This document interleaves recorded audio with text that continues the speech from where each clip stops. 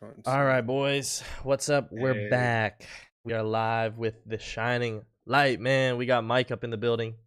what's going That's on, what's up. boys? That's what's Girls up. too. I hope Oh everybody's doing man. good tonight, man. Well, It's crazy listen. times.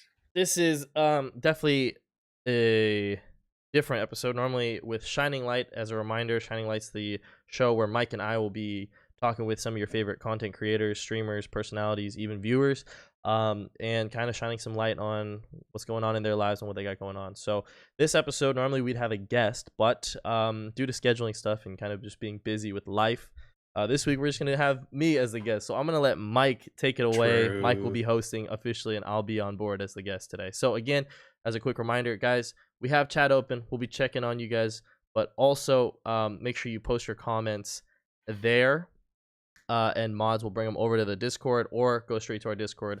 Hashtag conversation topics to have questions asked during the podcast. So without further ado, Mike, take it away, man. Yeah, man. I can't remember the last time you really went into like a little in depth about yourself. I feel like it's been a good bit since. I mean, even I sometimes when I was even writing the questions, I was thinking like, damn, dude, who is Jack as a guy? Like, what is this guy outside of when he's streaming and working and just so even when we decided to start the podcast, I know we both knew that we both were going to be on. Yeah. And I wonder if your viewers, even people like One Trick, GT, these gorillas, I wonder if they wonder about you as well. You know what I mean? And so I think, you know, even though it is your, channel and you're here anyways, do want to appreciate, give my appreciation for you, you know, being on and, you know, giving time out of inting on the Rift or Oh inting in yeah. Fortnite, Oh yeah. struggling on CS, you know what I mean? Nah. but so I think we're just gonna kind of start it off how we normally do Sure. with basically Torchy. Who are you today?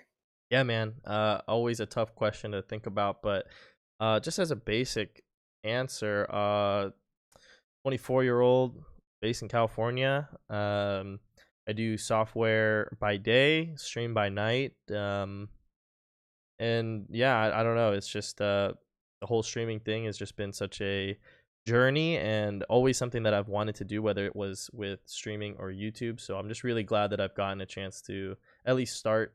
And it's been like almost over, I think it's like 2.5 years now that we've been doing this thing. So it's we've we've grown a lot since the beginning days, and I'm really excited about it. So It's pretty crazy to be honest with you. It honestly, even when I first started coming around, the fact that it's been that long, man, 2 years, like it's crazy to think about how fast time moves, but also how many is it's probably felt like a grind on your end. Like 2 years has probably felt, you know, knowing with what your, in real life world is like, the fact that you've, been able to commit yourself to stream at all, I think, you know, is pretty it just shows the kind of drive I think you have as a person. And so that's why I feel I wanted to, not just be a viewer of the stream, but, reach out and try to make sure that I could be friends with you as well, because I seen right away the kind of work ethic you would have to, do what you do at all. But let's not get too far ahead, you know what I sure. mean? Gonna reel it back a little bit because I'm pretty interested as to like who are some of your biggest influences in gaming. Yeah, I would say biggest influences in gaming for me, it has to go all the way back to people like Nadeshot. Before 100 Thieves, like Classic, just man. just yeah, from the days of Optic and just seeing those YouTube videos going out, seeing kind of what people were doing, like him. Let's see who else. Who are some really old school names that I can name drop here? Nadeshot, X Jaws. As much as I didn't really like him Oh, towards the tail wow. end, but I loved his videos when he was popping. Black Ops Um, 1? yeah, I mean, Modern Inside the Warfare Mind of 2, Black. Yeah, X-Jaws? yeah, X Jaws. And then for me too, a big inspiration was Handsome Joe. I don't know if you know about him, but he was a montage Mm-mm. guy that did some pretty like in my opinion, they were really underrated. He wasn't too necessarily well known. I'll try to find a video at some point. But Handsome Joe had these montages that he put out back in Modern Warfare 2 that kind of inspired me to kind of follow his montage making route. And his was he was, in my opinion, a pioneer of montages. He's the first guy that really used Twixtor to really distort and make it slow mo. Before that was really cool. So people like those guys back in the Call of Duty days, for sure, are like probably my biggest influences and kind of made me who, like, the type of gamer that I am today. Yeah, I mean, it's crazy to think that there's a time when like gaming YouTube, literally all I would search is just like montage Call of Yeah. Duty, and Yep. anybody that like was slowing their clips down or just like really things that right now when you think about it, just like God, man, like you Yeah. just look at like it's pretty crazy to see as to what's expected now and Yeah. what was expected back then. It's Yeah. just it is complete night and day difference. And But with that yeah. being, oh, go ahead, brother. Oh Go no, I ahead. was just gonna say, like, yeah, I agree. It's completely different now, and that's kind of partly where I feel almost like a grandpa in the gaming montage world, is because for me, like, when I see these new over edits, and like, I have to say, like, they're beautiful and they're really, like, people do great jobs with them, but everything now to me, I want to see more simple montages back. I want to see that like retro montage style come back, almost the way, like, any cycle or fad kind of happens, is like you kind of go back and revert to the old days, because there was just something so clean and simple about those. And yeah, I don't know, just want to drop that.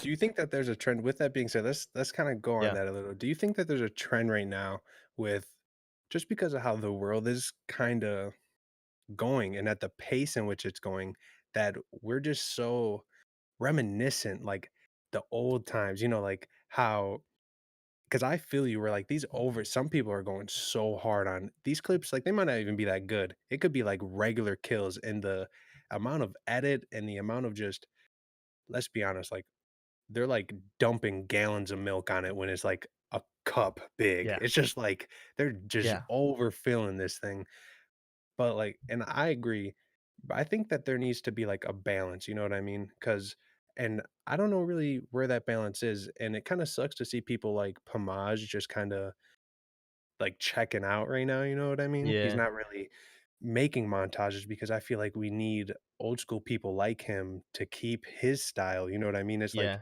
it's almost like if you look at hip hop, if That's what I when was gonna try Migos to say came, too. Yeah. if like Nas and Lil Wayne and Drake and everyone just stopped making music, like it would just be nothing but mumble rap. But Yeah. every now and then you'll get a Kendrick album, a J. Cole album, a Lil Wayne album. It's just like, you know what I mean? It takes you back to Exactly. what it was. And there's just none of that in the montage world right now, which is it's pretty sad. It's pretty sad. Yeah. But anyways, with that being said, let's kind of reel it back to influences because I'm curious as to outside of gaming, what are some of your influences in terms of like business, maybe place people, or hell, even groups of people, companies maybe that you like 100 Thieves, you know what I mean? But that is still in gaming. Yeah.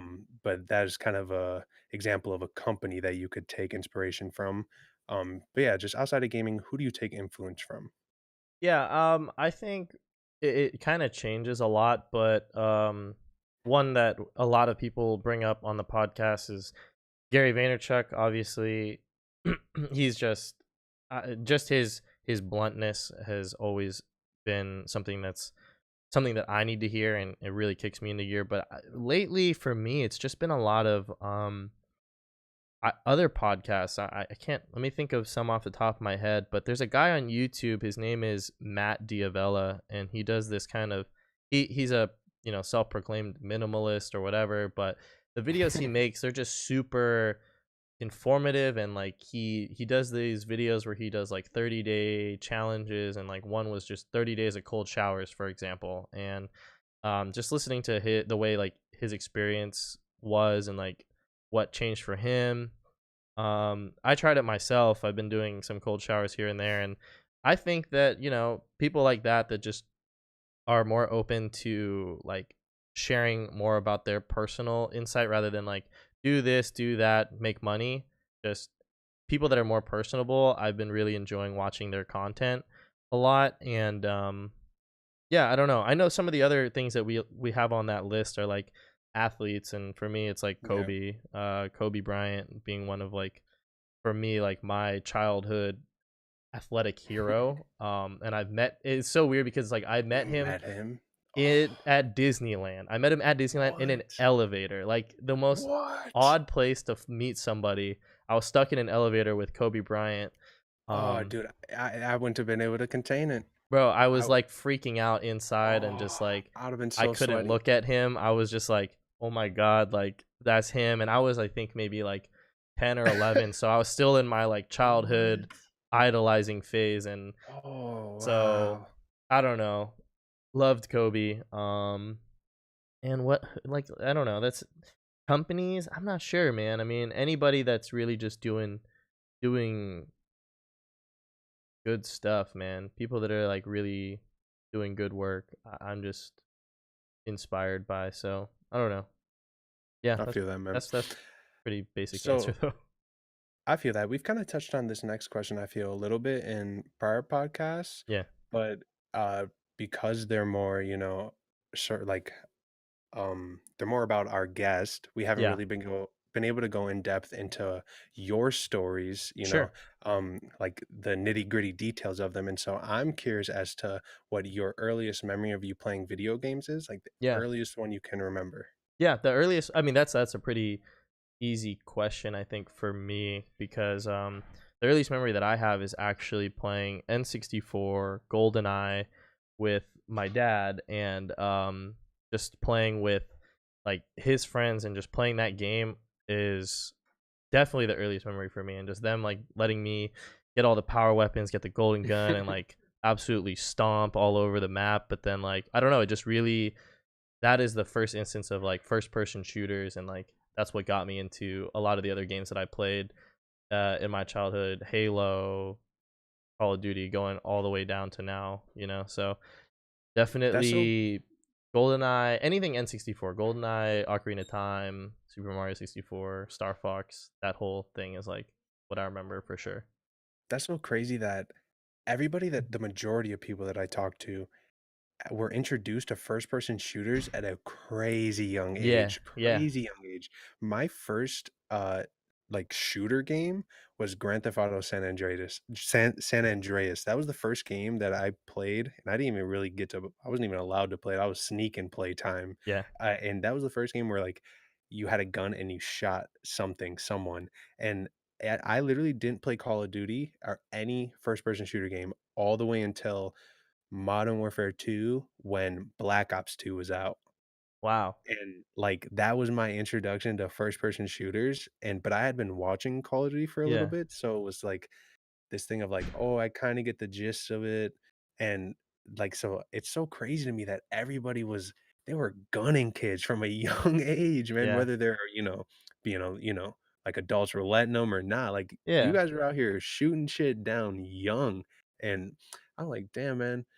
You know what's crazy? You know what sometimes I think about is how much how early do you think that players like Scump and Ninja, like when they were like, that age, do you think that they were just like at a different level then as well than us? Do you know what I mean? Or do you think Well, that there was a yeah. point where they like, if you look at it like a bar, like a bar chart, that they're just like learning just skyrocketed. Do you think that they started on the same plane? Do you know what I mean in gaming? Yeah, yo, I know what you're saying. I think well, so the first person that comes to mind is Shroud, and his story Yeah. obviously is like him being really young and being sat on his dad's lap playing Counter Strike and being introduced to like PC gaming and stuff like that.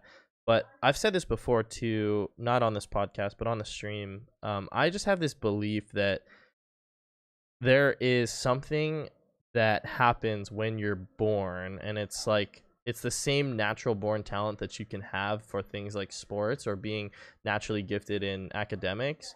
Same same principle for me applies towards gaming. And in particular, I think that with FPS games or shooter games in general, there is something that you're just naturally talented at, I guess, birth or whenever you pick up the controller or the mouse and keyboard. If you're destined to be good at it, you will be. And I I've seen so many of my friends or so many people that I know that are just so good at any shooter imaginable, no matter what it is. Counter Strike, a super complex like mechanically gunplay type of game. Yeah. Yeah. People are, my friends are just able to pick it up, or even going to Fortnite, being able to just beam people with a gun that has bloom. Call of Duty, Halo, it doesn't matter. They switch shooter to shooter.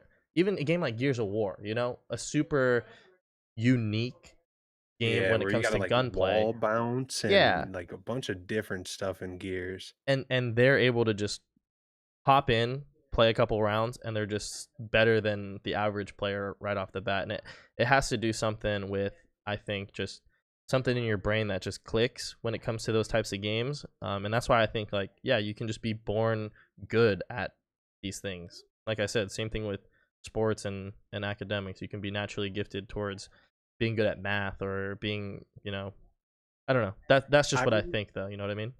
I've wondered, like, honestly, because when I take a controller, right, Yeah. my scuff, right, Yeah. Yeah. Yeah. and when I'm missing shots and I'm sitting there and I'm looking at my like thumbstick and I'm like looking at my thumb, and I'm like, what is going on? Yeah. Like, why can I not, you know what I mean? And I'm sitting here thinking, like, when I was younger and I was playing the comp, I would sit there and think like the guy would, kill me because he'd land one more bullet in me and because I would miss due to a strafe or something. I'm sitting here thinking like, why can I not like track him? Like I've always had that issue on controllers. I literally cannot. I don't know why. And I've tried so hard to work on it. And there was a time in Advanced Warfare when I was getting pretty good at it because I was putting mad hours. But other people, fraction of a time, and it's not an issue. I've always wondered if like things like concussions or brain injury can have a play in like Yeah. the time it takes for like, your eyes to process like, he's moving left to right and then your Sure. thumb to follow that Sure. because I've put a lot of thought process into that because and even in PC when I'm trying to get better at Fortnite, you know what I mean, and just hitting shots with an AR or anything, and you're just trying to track people and they're hopping up and Yep. down or doing whatever. When you're sitting there and you're missing shots, like you're thinking like, why can I not? Like, what is it about like move hand? Like I Yep. see the guy, but it's you know what I mean. It's such a weird like it's almost like a misfire in your brain. Yeah, I put a lot of thought process into that to I don't know, like That's really interesting. I would definitely like to see a study happen on, like, what the impacts are of, or the what the impacts are of something like a concussion or something like that, in terms of how it affects your motor skill. yeah. Just because, I mean, that's the thing, is like, you could, I don't know, it's weird. You can put in a ton of hours and yet still feel that way. And even for myself, like, when it comes to, other games outside of shooters, like League of Legends, for example, like, I feel personally that there's something about a MOBA, or the way that game works, that no matter how many hours I put in, I'll only be a certain, like, skill level, You because think? I genuinely feel like I see improvement Okay. time to time, but at the end of the day, I feel that there's something missing in my brain that I can't, like, with time, get better at. And I don't care, everybody can flame me as much as they want in the chat, and that's fine. I just genuinely believe that. Like, I do. It's just I something feel hard with, that. like, that type of game. Like, any, like, RTS, I'm fine.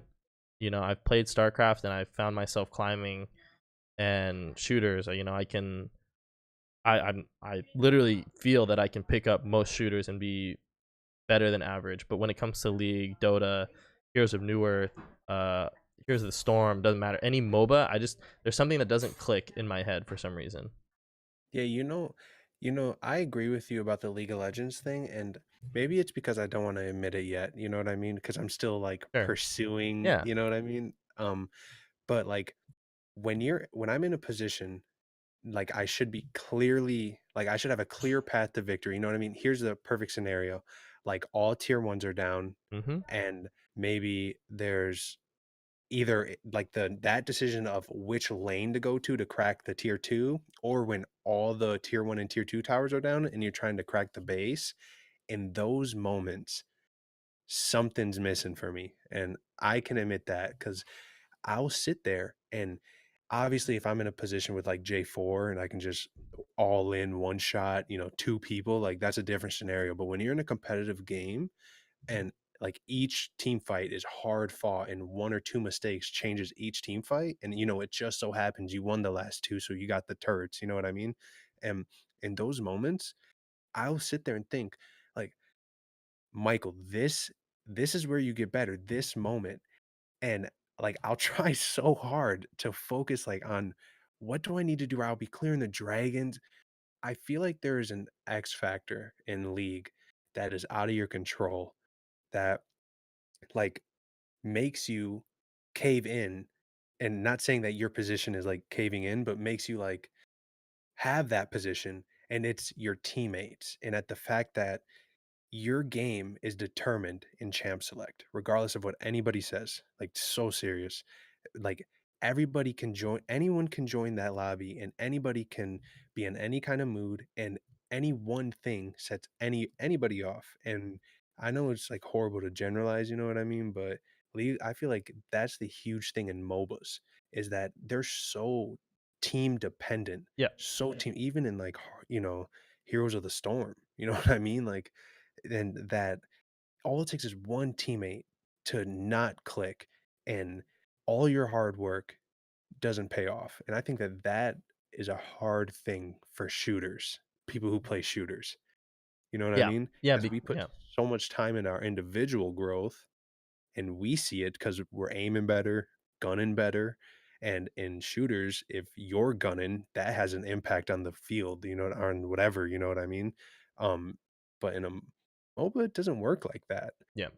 Yeah, Like, it's the way that the game is structured, the mechanics of the game that, and it's a really interesting point that you brought up that yeah, it's something about for those that are more shooter oriented that yeah, you can practice your mechanics in FPS and your movement, your strafe, your tracking, your taps, whatever it is, and the idea that you yourself in a search and destroy can 1v4. I'm going to go with the olden days of S&D rather than the 5v5s, but like you can 1v4 ace clutch up, and you know that even if you're at that disadvantage, no matter what, there's it every a round is chance. always winnable. But in Yep. League, sometimes, no matter how many times people say it's winnable, it's winnable. I do agree that there are some scenarios that just simply aren't. And I'll be the first to admit that I give up way too easily sometimes, but I also do think that the way that the game is structured doesn't it's less what do you call it, the chance to come back in certain cases just are so slim. So And I think, especially now, I think, and this may be a perspective for people who play first person shooters or just shooters in general, that when you're 15 minutes in and you already know you're so far behind, and we're real blunt, you know what I mean? Like that's one thing that I think we both connect on is like we're not like we're not here to bullshit, you know what I mean? Like we're here to play well, win. Like time is valuable, you know what I mean? Honestly. And whether people want to say like you get on the game to have fun or regardless, you know what I mean? League of Legends is an investment, a yeah. deep investment. Oh yeah. And with how much time league games take, Yep. that investment turns emotional because like if you're 15 minutes in and the game is horrible, but you got that one teammate who won't forfeit, and then in that like next 5 minutes, you know what I mean? You kind of are crawling back. So now that one teammate turns into two. And then so now the game has been extended 8 to 10 to 15 extra minutes. And then next thing you know, one team fight, the game's over. Everyone hates each other. Your mom this, your brother this. You know what I mean? It's like this entire thing, this whole last 15 minutes. I understand winnable, but that's where I think like League just may not be the game for us, you know what I mean? Because Yeah. that mindset, we both have that mindset. Yep. We're like, Yep. I don't want to, I don't even want to, I don't want to spend 15 minutes to figure it out. Yeah, And since we have that mindset, I think that that mindset inhibits climbing. You know what I mean? I agree. Because some games are winnable, even past our like clouded view. You know what I mean? Oh, And I think, yeah, that's hard for definitely. even me to say because if I'm not stomping, I feel like the 99% of games aren't winnable. Yeah, Literally. yeah, Like it's a lottery if I'm not fed. Like pick your number and there's a million numbers and you might win. But like so that's where I think MOBAs are different. You know what I mean? Than like just regular games in general. And that's why I think MOBAs get more emotional as well because of how long time of the games are. yeah, You know what I mean? And a lot of yeah. the times even and that's why with CS as well, because the games are entirely, they're so long. They are. CS is toxic, Yeah. toxic, toxic in those, regular games, you know what I mean? But yeah, you know, gaming's pretty incredible. I think we spent a lot of time on this one Sure, topic. sure, sure. I feel like, yeah, we somehow got it on a tangent off towards it, For but real. it's cool, man. So next question that I kind of want to ask you, and I like to ask people who have a lot of time invested in their streams this, because I feel like streaming really alters this answer. Do you feel like gaming is a hobby, an outlet from the real world, a place of social gathering, competitive outlet? And then what about gaming draws you back in, at the end of each day? When you're Sure. done with work, you know what I mean? What Yeah. about it keeps you here? Yeah. So I remember, yeah, when we were kind of drafting out this question, it was pretty interesting to hear different answers about it. For me, definitely similar to Lockjeezy with the competitive itch. Just always wanting to either improve in a game or just have that moment of just total dominance in something, and yeah, just having that competitive drive has always been something for me.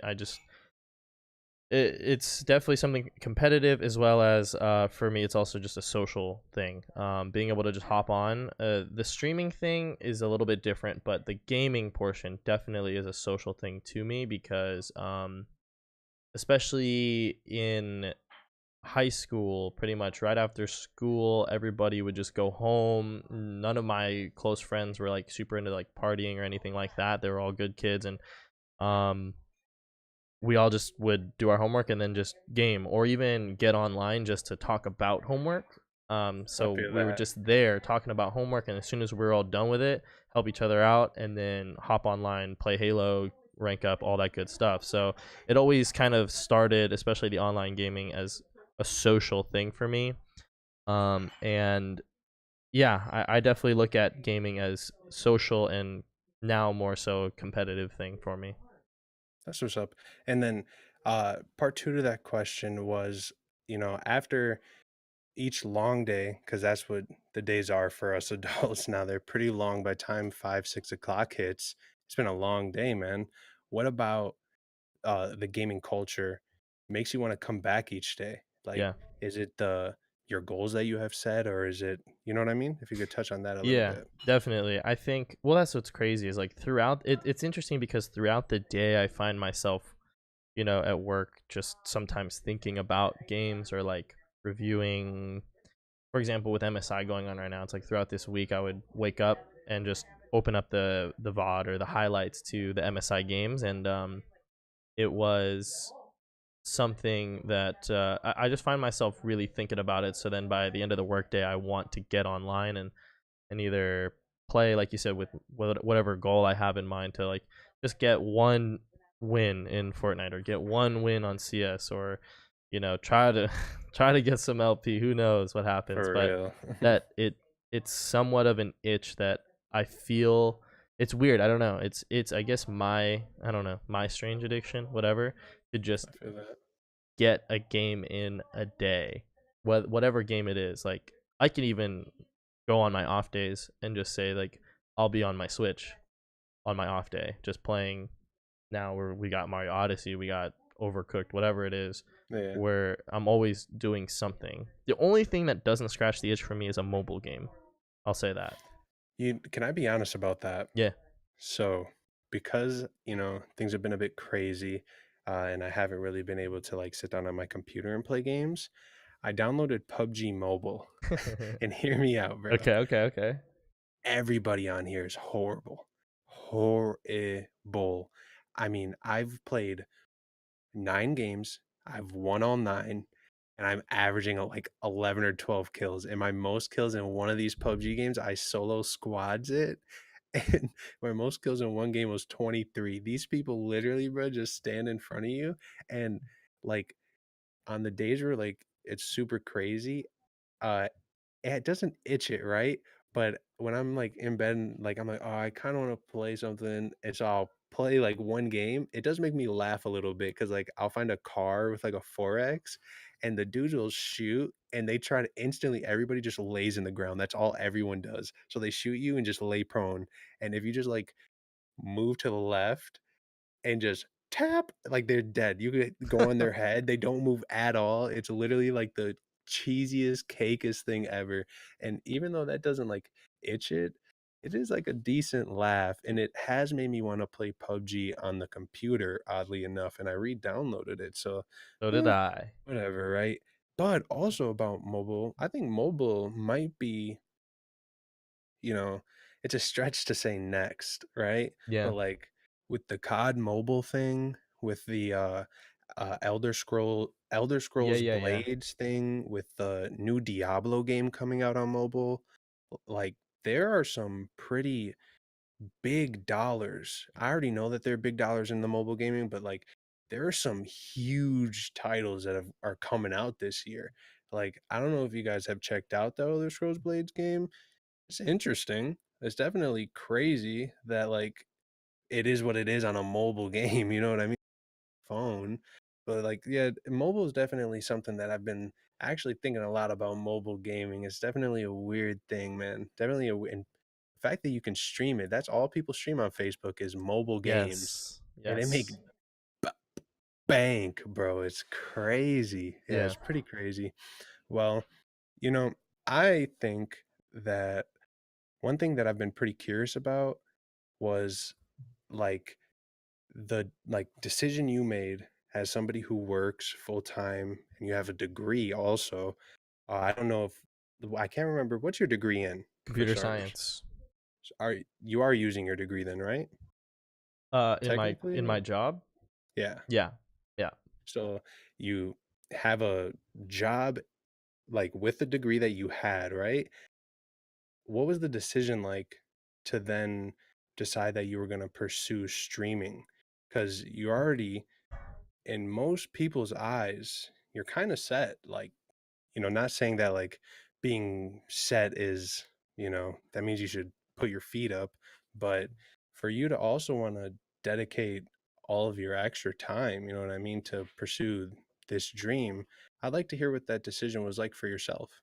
Yeah, I mean, I definitely think that I'm in a position where I'm pretty blessed to be able to have the job that I have and have the stability in the job and flexibility, all that good stuff.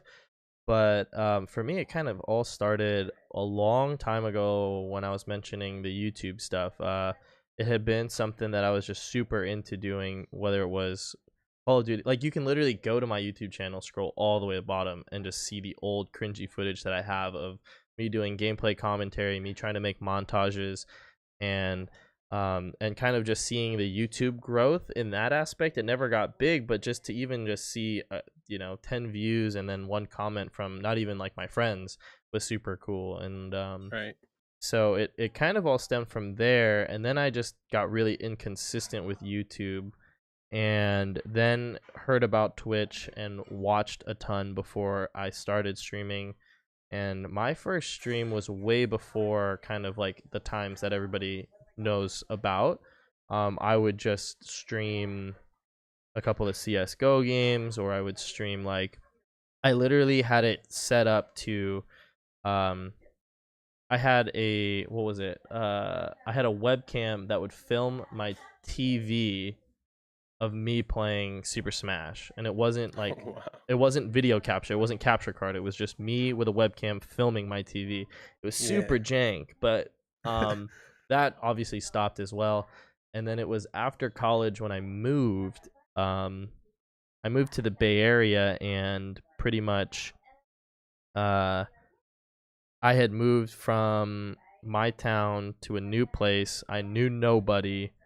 I was freshly single, and I had no friends up there. New job, knew everything literally. So I wanted to stream. I hit that button just because I knew that some of the stuff that I was doing with my friends at the time were like funny, and that we would be able to like clip it and like put it somewhere and just have it documented.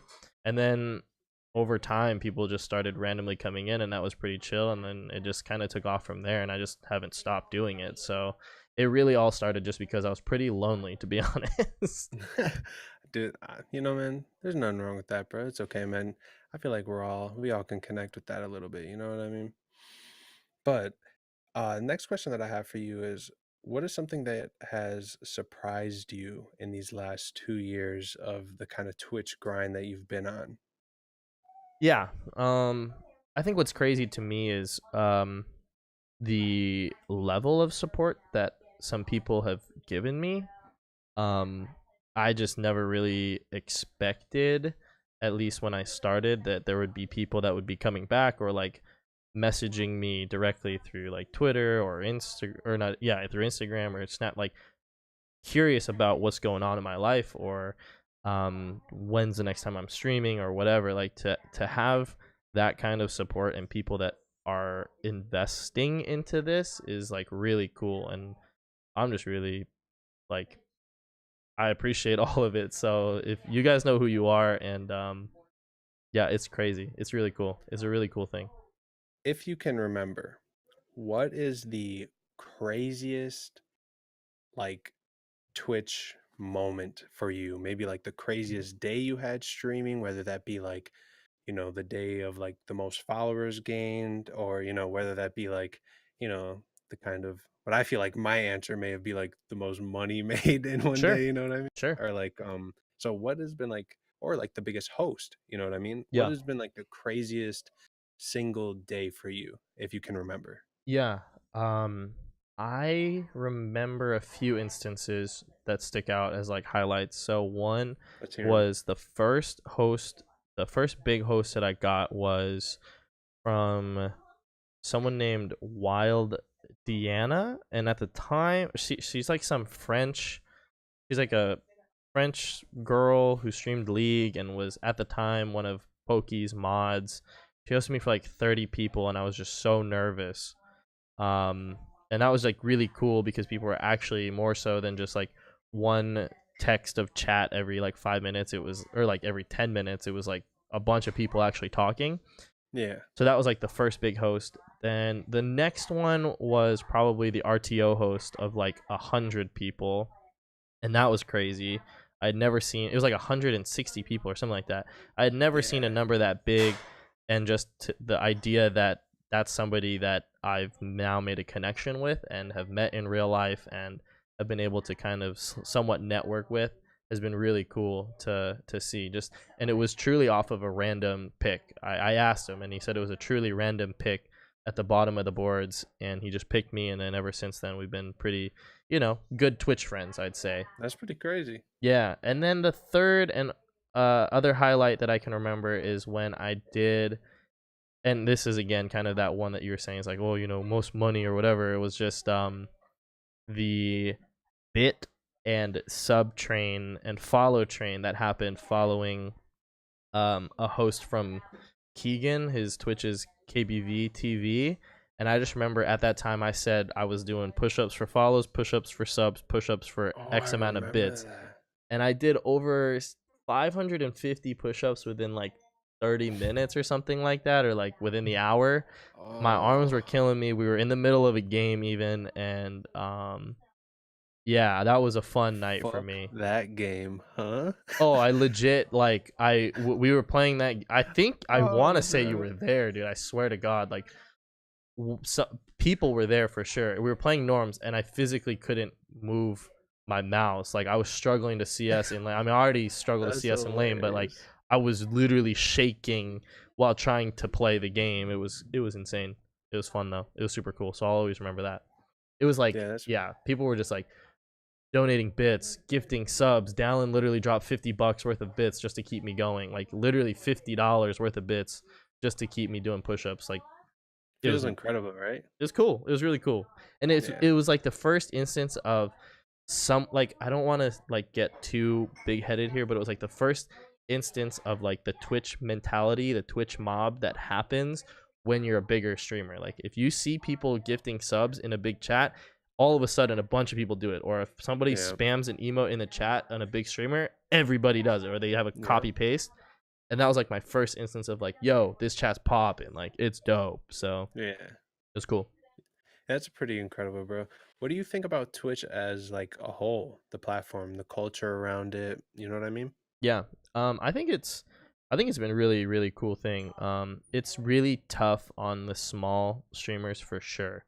And that's something that I obviously have been through, but just with other people that we've met, it's it's really it's really hard being a smaller streamer, and that's why like it's really fun to see and meet other people and maybe try to give back in that aspect. There's one guy in particular that I want to get on the podcast too, and learn more about. But it's really cool to see people and see their reaction sometimes to those types of things. But Mm-hmm. in general, I think it's a really cool platform. That's, I don't know, the idea of being live and people being able to watch in real time, especially with low latency now, is like super dope. Like I can say something 2 seconds later, someone gets it on their computer and they're already replying back, and it's literally like in a span of 5 seconds we can literally keep holding a conversation if the chat's popping enough, you know. So it's I really feel cool. that. Have you ever, um, I'm gonna ask you this first. Do you believe that hard work can pay off on the platform?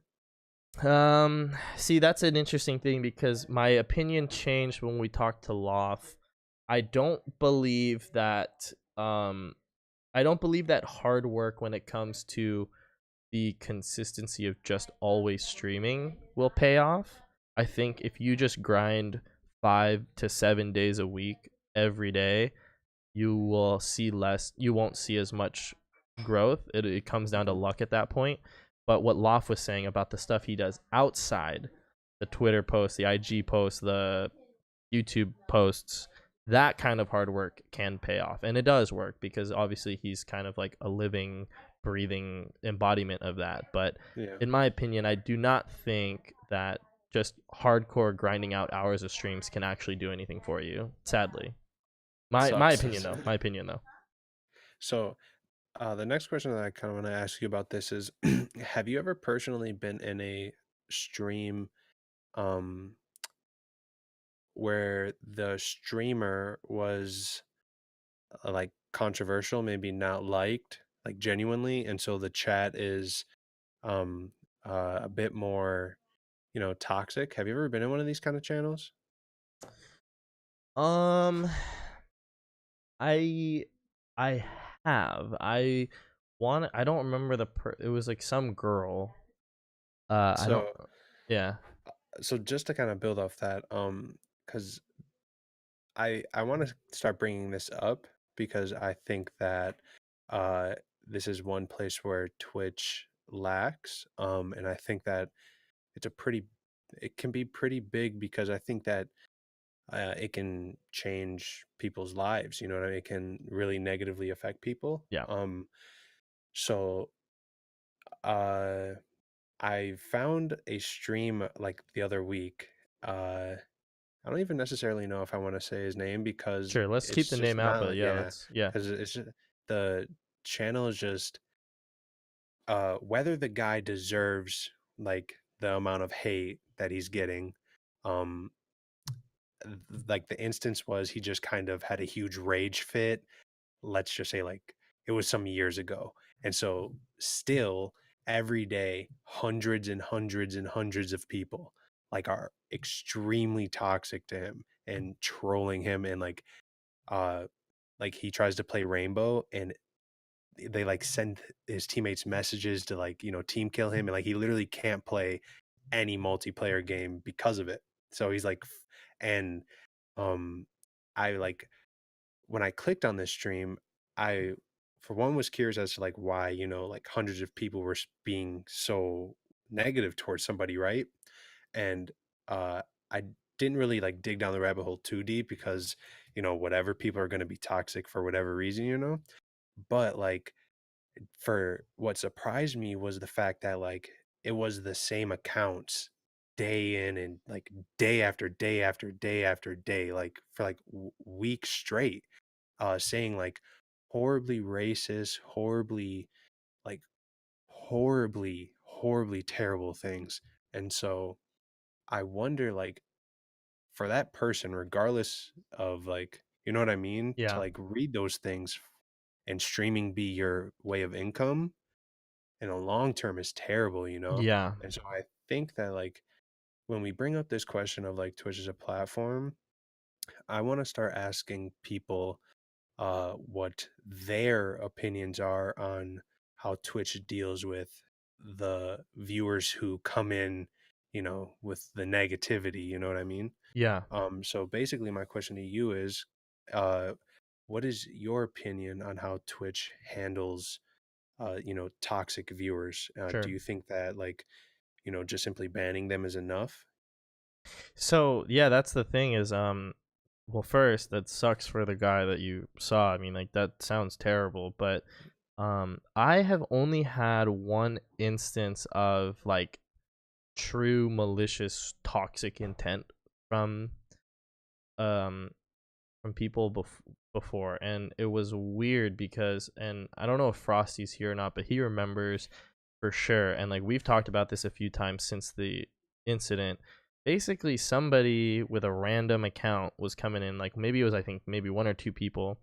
They were coming in and then just starting to say really mean personal things, and I was just like, okay, that's fine, whatever, ban them.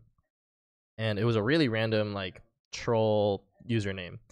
And then the weirder part was that it got worse in that they came back with fresh accounts with names that were personally doxing me. Basically, they went through my Instagram or whatever they were looking at, found personal names of personal people in my life, and they were like, it was like X name is dead or something, like whatever, like really, Yeah. really, really terrible thing, and like saying really bad things.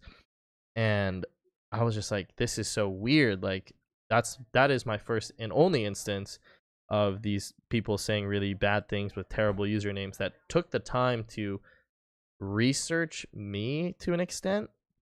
And we banned them, and Frosty sent in a report to Twitch for an IP ban, and we don't know the results of it. I don't remember, and that's why I was wondering if Frosty was here or not. But um, if that thing did work, we haven't had anything since. So if that does work, then I think that's the only route that they can really take to cover the platform, because it's so large with so many people that it Hmm. comes down to folks having to individually report those sorts of people. It's going to be impossible for them to go through and moderate everything, but if Do you, that ticket does get closed and they were IP banned and it was successful, then I would say that's a good thing for sure. so last thing I want to touch on about this, do you think, because you don't ever want to make people feel as if they don't have free speech, you don't Yeah. ever want to even tiptoe near that line. Yeah. Do you think having an algorithm that recognizes hate speech, like hate terminology, built into the platform, which isn't crazy hard to do, like, so like when I would, let's say, I would never do this, but go to type something hateful, that it would not allow it to send. And do you think that something like that tiptoes too close on like not allowing free speech? Because there are instances where we're just kind of like, shit talking each other, and we might say like, "Oh, f you, dude," but like that could be seen in the algorithm as, you know what I'm saying, Yeah. as like hate speech. So I wouldn't be. Do you think that something like that, an algorithm based, like hate speech detector, is like too close to the line? Because So this is yeah. something that's happening a lot in social media right now, is like, um I don't know, like deplatforming or like muting people, like, Mm-hmm. you know what I mean, like platforms just banning people. Yeah. Yeah. So it's I think when it comes to some of the like the troll trash talking we do, it's fine. But I think I know for a fact that Twitch has some sort of auto moderation that happens. Hmm. It's something that you can find in your dashboard and enable as a streamer, where you can kind of create. There's like three tiers of filters. It's like anything goes, moderate like moderation, or like extreme heavy moderation, where it's like auto. It like just probably has a list of things that are um that won't be let through. I think I have mine on medium, and from time to time, if somebody says a word that does kind of have like really negative, connotation to it, will ask me or the mods like, blank so and so said blank, do you want to allow this message or not? And we have the choice depending on the context to then say, yes, we know this person, that person's kind of trolling, it's okay to let it through, or like, never seen this and they're just saying something extremely racist or extremely like terrible, and we can just ban it away. But it does have some sort of like slight auto moderation. Yeah. That feature's been there for a while? Yeah. Yeah, Wow. or at least Wow. No, definitely within the so, like, last that year that I extent where have, you could and do, like, more before. medium, high, because I remember I haven't streamed, or, like, checked that side of Twitch in probably well over a year, year and a half, um, but I do remember, like, a certain chat moderation, or, like, you know what I mean, Yeah. that you could do, but that seems I honestly am gonna when this is over, I'm gonna go take a look at that because that would seem like enough then, right? The fact that you can do that, that Yeah. seems that kind of yeah, okay, never mind then. No, that's cool. Yeah. That's pretty good on Twitch, to be honest with you. Well, I feel like we put good time into Twitch. Well, actually, the last thing I want to ask you about Twitch and streaming is if right now Twitch died, the servers died, everything ended, no more go live, no more this is done. What is one thing that after being sad that like shit, man, I can't stream anymore, what is one thing that a big positive that you feel like you take away from streaming?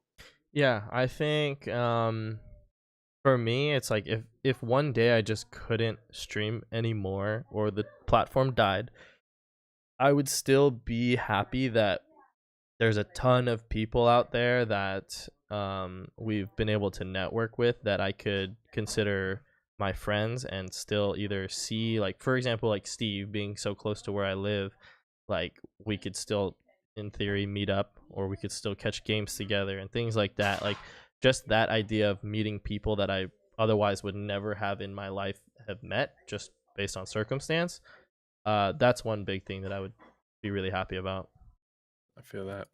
Well, I kind of feel the same, I feel like that's like a pretty solid answer to give. I feel like Loft gave that same answer that at least you'd be able to take away the connections you make with certain people, you know what I Yeah. mean? Well, I kind of want to take a turn and get into the more family side because I believe that your family, like, I think it's pretty interesting, and especially when we get into your sister and just the whole story there. But I kind of want to start it off as what was it like growing up in the Alvarez household? Like, was the dream of streaming or doing something in the gaming realm, was that something that was positively like uplifted, like that was supported in your childhood? Yeah, I actually, so it's pretty interesting because it actually wasn't. The idea of I think the idea of games was accepted in that it was something that I did after school, that all of my other friends did. Like I said, they were good kids. Nobody really wanted to go party or anything like that, so it kept us out of trouble. And so in that aspect, the gaming realm was accepted. But when it came to like when I started getting more invested into it, then they were like, hey, maybe don't play at this time, or like whatever, and things like that. And then when it came to like, well, streaming for me, when I was growing up wasn't big. In fact, I don't even think it was necessarily around. I think it was just in TV at the time, and nobody was really doing that. So it was still more YouTube. So I can answer more in terms of like a YouTube side of things. But yeah, I think it definitely wasn't something that was supported. Like when I was really trying to do more YouTube stuff or more of the competitive gaming thing. It's interesting because of the amount of time I put into it and the MLG grind that I had and the game battles grind that I had. I did a couple local lands and won some cash on those. But when it came to like making that decision, I knew that no matter what I said, it wasn't going to be uh they weren't going to budge. It was going to be school or nothing, pretty much. And Yeah. it's something that I often think about because I know that with the amount of time that I put into it, the lands I did, the online tourneys that I did, playing against people whose names are still relevant today, and winning against those players, that I may have had a chance. But that's always one of those like you look back and reminisce and like slightly regret but not really kind of thing. So at the time, no, and especially like only until recently that I was able to kind of convince everybody that like this streaming thing is kind of a pretty chill thing to do and a cool thing to do. And it definitely wasn't uh yeah, it wasn't necessarily like looked greatly upon at first. When you said just recently you've been able to like kind of convince people that, this is like a cool thing to do, what was that feeling like maybe when, they stopped, you know, I don't want to say riding you because that gives a Yeah. negative, but Yeah, yeah. yeah, riding you. Yeah. Well, obviously it felt pretty good, and I think the only real reason that it was we've kind of I was able to really explain it was just through like watching things like LCS together and like the similarities that they saw between like esports and where it's going towards being more mainstream or like similar to mainstream sports has been pretty fun to do together, but also just the idea of my sister's career path. That was really kind of what helped, I think, bring better understanding to it all.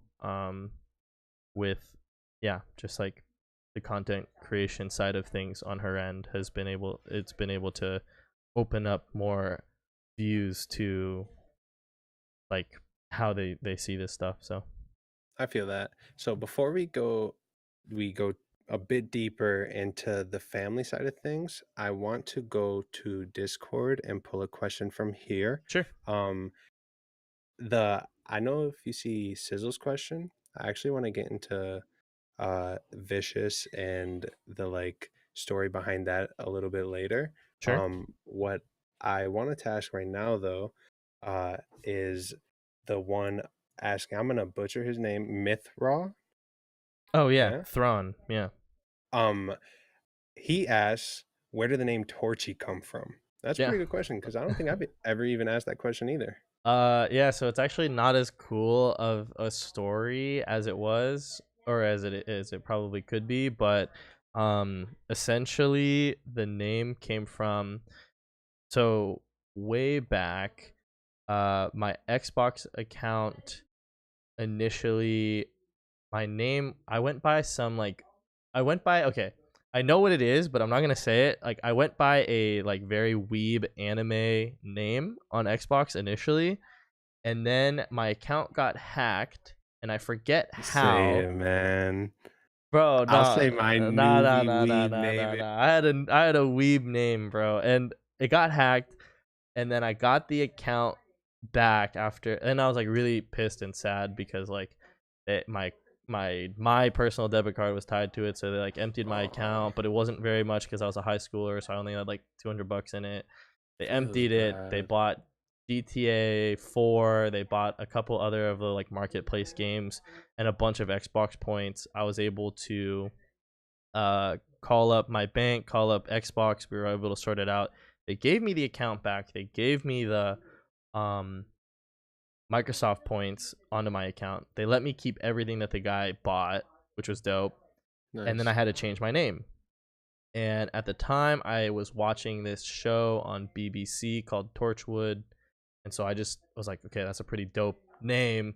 I'm just gonna put it. So I put O space Torchwood space O. So it was like that Oh, OG instead of like the X's or the I's. I was like the O dude with my okay, name. man. And I that feel. name was just so long. And I just remember one guy that I was playing with at the time was like, "Yo, Torchwood, what's up, man?" I was like, "Hey, what's up, man?" And he just goes, "Yo, that name's way too long, bro. Can I Oh, call you Torchy?" And I was like, "Yeah, sure, yeah, call me that." And so from then on, that was my name. I feel. Hold on, I want to know if this is on my end. Oh, you good? Um, you're cutting in and out. Killjoy, bro. Tell me if it's just on my end. Is Jack cutting in and out for you, brother? Maybe it's my microphone. I'm not sure. No? Okay. Okay. Then it's probably just it's just me? Okay. I just wanted to make sure. Just wanted to make sure because I also have it playing on the stream quietly so I can hear you even though it cuts out on me. But in my headset it was like quiet for a second. Okay. Okay. So that actually kind of bridges into what I wanted to ask you is how did it go from that to WTT Torchy Yeah. to Torchy HD? You know what I Yeah. mean? Okay. Yeah. So from there, from when I got the nickname Torchy, uh, I was doing the same thing of like the Xbox days of just bouncing clan to clan. Like I remember one of them was like I is like lowercase I. Here, I'll type it in chat. It was just like this was. And it was in so many, it's depressing. I know it was crazy. I remember this was like one that I can remember, and the IR stood for insane reactions because I was like one of the best on Rust, bros. Like honestly, 1v1 me, you're done, son. You're done. I'm But hurting inside right now. yo, Everyone listening right now, I'm just like, this is too much, bro. They would yo, not know what happened, and there are so insane many threats reactions, made. bro. Kids, trust me, you would get like 20 to 0'd on Rust. Anyways, so I got the nickname though, and then I remember I had my YouTube channel, and at that time I bought an HD PVR, and so previously I had a Dazzle, and so all my quality was at like 360 or 480. And when I got the HD PVR, I made a new channel and just called it Torchy HD because I had that new capture card that was able to record at 720, and Feeling good, I was groovy, feeling and good, ready so I to was like, "Yo, I'm gonna put dominate. that HD because not too many people have a PVR back in the day." So I was Torchy HD, made my Twitch channel off of that afterwards, and then the WT Torchy thing, that one was interesting because I basically what happened was I was watching this one guy on YouTube a lot. He used to do a lot of like Guitar Hero stuff. His name was like JLC, and he posted these vlogs that I just thought were so funny. And randomly throughout the vlog, he would just randomly just shout out WT bro, WT bro. And apparently to him it meant Westwood because that's where he lived in LA. But to me it meant nothing else. And I just wanted to put WT in front of my name. And so that's how Okay. that came to be. And Yeah, man. so yeah. My I'll drop a little humiliating thing right now. My I remember my 14th birthday, I got an Xbox 360, and with it, I got a Xbox Gold gift card, you know, the Mm-hmm. like The and subscription. Black Ops 1. And I had to make a whole new account, you know what I mean, start from level 1. I remember sitting there or I was laying in bed, the TV's so far away. Like I was so horrible at Call of Duty when I first started playing. The fact that I'm laying down and Far playing, away from literally, yeah. um, I somehow came up with, God, AK-47 God Monster is what I came up with. And so, He's a listen, beast. listen, I was chopping kids up, right, man? I was mostly chopping uh, bots up, but it was still we was trying, man. And then from there, that somehow turned to Top Shots 54. The only part of that that was relatable to my life was the fact that my jersey number in all the sports had been 54. yep. And Top Shots was like, oh, a whatever kind of thing. Like, I remember I got a PlayStation 3 and I got World at War, and that and this is, like, when Modern Warfare 3 is out, and I'm Oh playing World at God. War, and so I remember, like, just chose Top Shots, whatever, that's a cool name, I guess, and the only reason why I switched to BGMichael was because in Black Ops 2, I was a part of a clan and my account got hacked. I was Prestige Master and my account got hacked. And my KD was like point zero zero like 808. I had like 8 million deaths, Oh like God. negative 2 million kills. How do you even have negative anything? Yep. And they gave me an ultimatum, my clan did. They said, if you want to stay, you know, make a new account. Who the fuck gives people an Yeah. ultimatum on gaming, bruh? Yo, bro, those Is kids were they were cutthroat back in the day. isn't that ridiculous, bro? Yep. And so at that point, I was so done with these names, dude. I was like, you know what, man? I need something with my name. And I typed Michael, and that's when I realized, fuck, dude, there's so many people named Michael on this planet. Like, there's so many. And so I'm going DV Michael, that's taken. AA Michael, that's taken. GX Michael, BG, and that just works. I'm like, BGMichael, that's me, bitch. And I just couldn't. I'm like, let's do it, man. And that's how it took off, dude. BGMichael, bro. They don't Yo, stand for dude. shit. And then later on, my girlfriend Kimberly comes and she tells me she's the person who gave me like the first kind of thought of what it could be. At my high school, they already called me Big Mike, and she was like, "Why isn't it just Big Guy Mike?" And I was like, "Well, that seems like some fucking redneck, like, I'm just a big old belly guy Mike, like, what the" you know what I mean? Like, so K it Kona can't be Mike. that. Or then she was like, uh she used to troll me a little bit when I weighed a little more. She was like, "Well, now it just means big gut Mike." And I was like, "Well, that's Oh. great." Like, this is just troll central now, you know what I mean?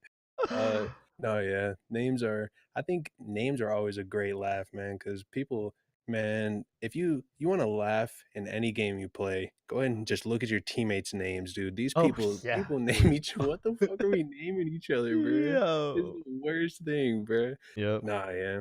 Let's look let's try to take one more. Let's see, GT he wrote a chunk here. Let's see what he says. Um, what games are you looking forward to and upcoming at E3? That's a good question. Dude, I don't even know what's If coming so, up at any. E3. That's the crazy thing. Do you I have any? think if anything, I don't know about if this is at E3, but one thing that I'm looking forward to is the Final Fantasy VII remake. Yeah. That's one off the top of my head for sure. But I heard some things that they're doing, like Did I talk to you about the fact that they're episoding this? they're Did we splitting talk it out, about that? right? Yeah, did I talk No, to you I about we that? didn't talk about it, but I saw that and I was like, I'm Oh, pissed, bro. Like what? what Yo, is the gaming world? Like, can we bro, just they're talk just about trying to this for a milk second? us out, bro. But like, it's like, yo, if they do Final Fantasy VII remake, if they do Final Fantasy VIII remake, and if they do Final Fantasy X remake, I'm gonna be so happy because So, just to like kind of clear it up from my head, are they literally taking Final Fantasy VII and here's one quarter of the game for this price, and then later, here's another quarter episodes, right? Of Final Fantasy that's what I VII. heard. That's what I heard, bro. I'm pissed. I'm pissed, dude. They do First this with off, the remade game. We already know the whole game. I know Brothers, go to GameStop, buy the whole game for 20 bucks. you could buy it for less, dude. That's what I'm saying. You're going to pay probably $25 an episode for better oh, dude. You want to talk about reeling the cash cows? You want to be real serious right Cashing now. in. Bro, we're making dude, every company on the planet could do this, bro. Imagine if Bethesda was like, fuck it. We're not making new Elder Scrolls game. Let's take Skyrim and break it into episodes. We make it $25 for 6 years. There's so Yeah, much content. it's Like, crazy, oh, that honestly. thing that sent me wild when I read that, bro. I was just like, Yeah, man, I'm people buy pissed. anything, bro. That's pretty crazy. The one thing I'm looking forward to with E3 is probably just see a little bit more Pokemon, honestly. Yes. Activision doesn't have a booth, neither does Bethesda, because both of them are waiting for the PlayStation 5 and new Xbox release in 2020, which is going to be announced. Yeah, I heard I there don't was know a if that's COD 2020 on Twitter trending, and I didn't read oh into my it, but yeah, it's going to be yeah, that's a crazy thing too. They already Sledgehammer just got the hammer on them. They're not making COD anymore. They're supposed to make 2020, but Treyarch is getting it, and they already released the name of it. It's a Black Ops game. which is like pretty just killed a lot of hype. Like, well, that's great. Yeah. Um, but yeah, honestly, the fact that Bethesda and Activision aren't going to be there. Um, oh, there was this game with Norman Reedus. I don't know if you remember that trailer. Oh, bro, that Um, weird Death trailer. Stranded. Yeah, That game, something. if there's a little Oh, more content on that, maybe yeah, bro. I'd be What is cool to that see that. game though, dude? It What is looks it, right? so whack, I but mean, what platform? Where am I even gonna play it? Like, or what is it even a? It's just a weird game. Yeah, looks pretty weird. yeah. Um, let's see. Do you want to take one more?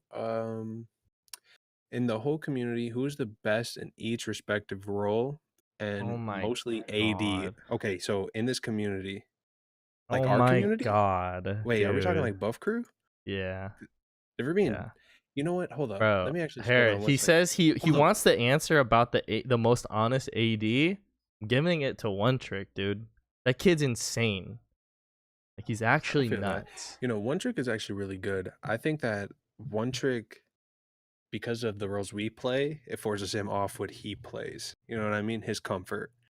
Because one trick is he's so nice, man, that he just gives in. You know what I That's what mean? I mean. Whatever. You know what I mean? So he doesn't really.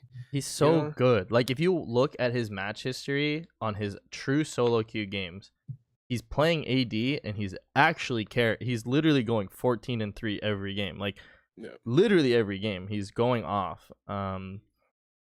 I have to That's be but honest. yeah, he's just too nice. He wants to give everybody equal chance and the kid like that's what I mean though, like he has the brain for the game whereas we have the brain for shooting games, Yeah. right? So it's like that's where I'm relating it to. So if I had to be honest about the AD role, I'd probably say that one trick is probably the best too, and then I'd probably say I gotta put in a second because we gonna get we're gonna elaborate a little bit on the topic. Um, I think last Wars really spoke a lot, regardless of flame. Like, and I don't mean to put dude on the spot right Do it. now, Just do it. but like GT brother, you did have a chance. You did. At the end of the day, you had a chance to pop out, show out, at least not get first blooded. Um, and Gave it up. he did, bro, both Gave times. up the first blood, Um, dude. and, and what's even, you know Yo. what makes it worse? I just have to say this, okay? What makes it worse is that in Champ Select, I said, GT, I'm coming for you early.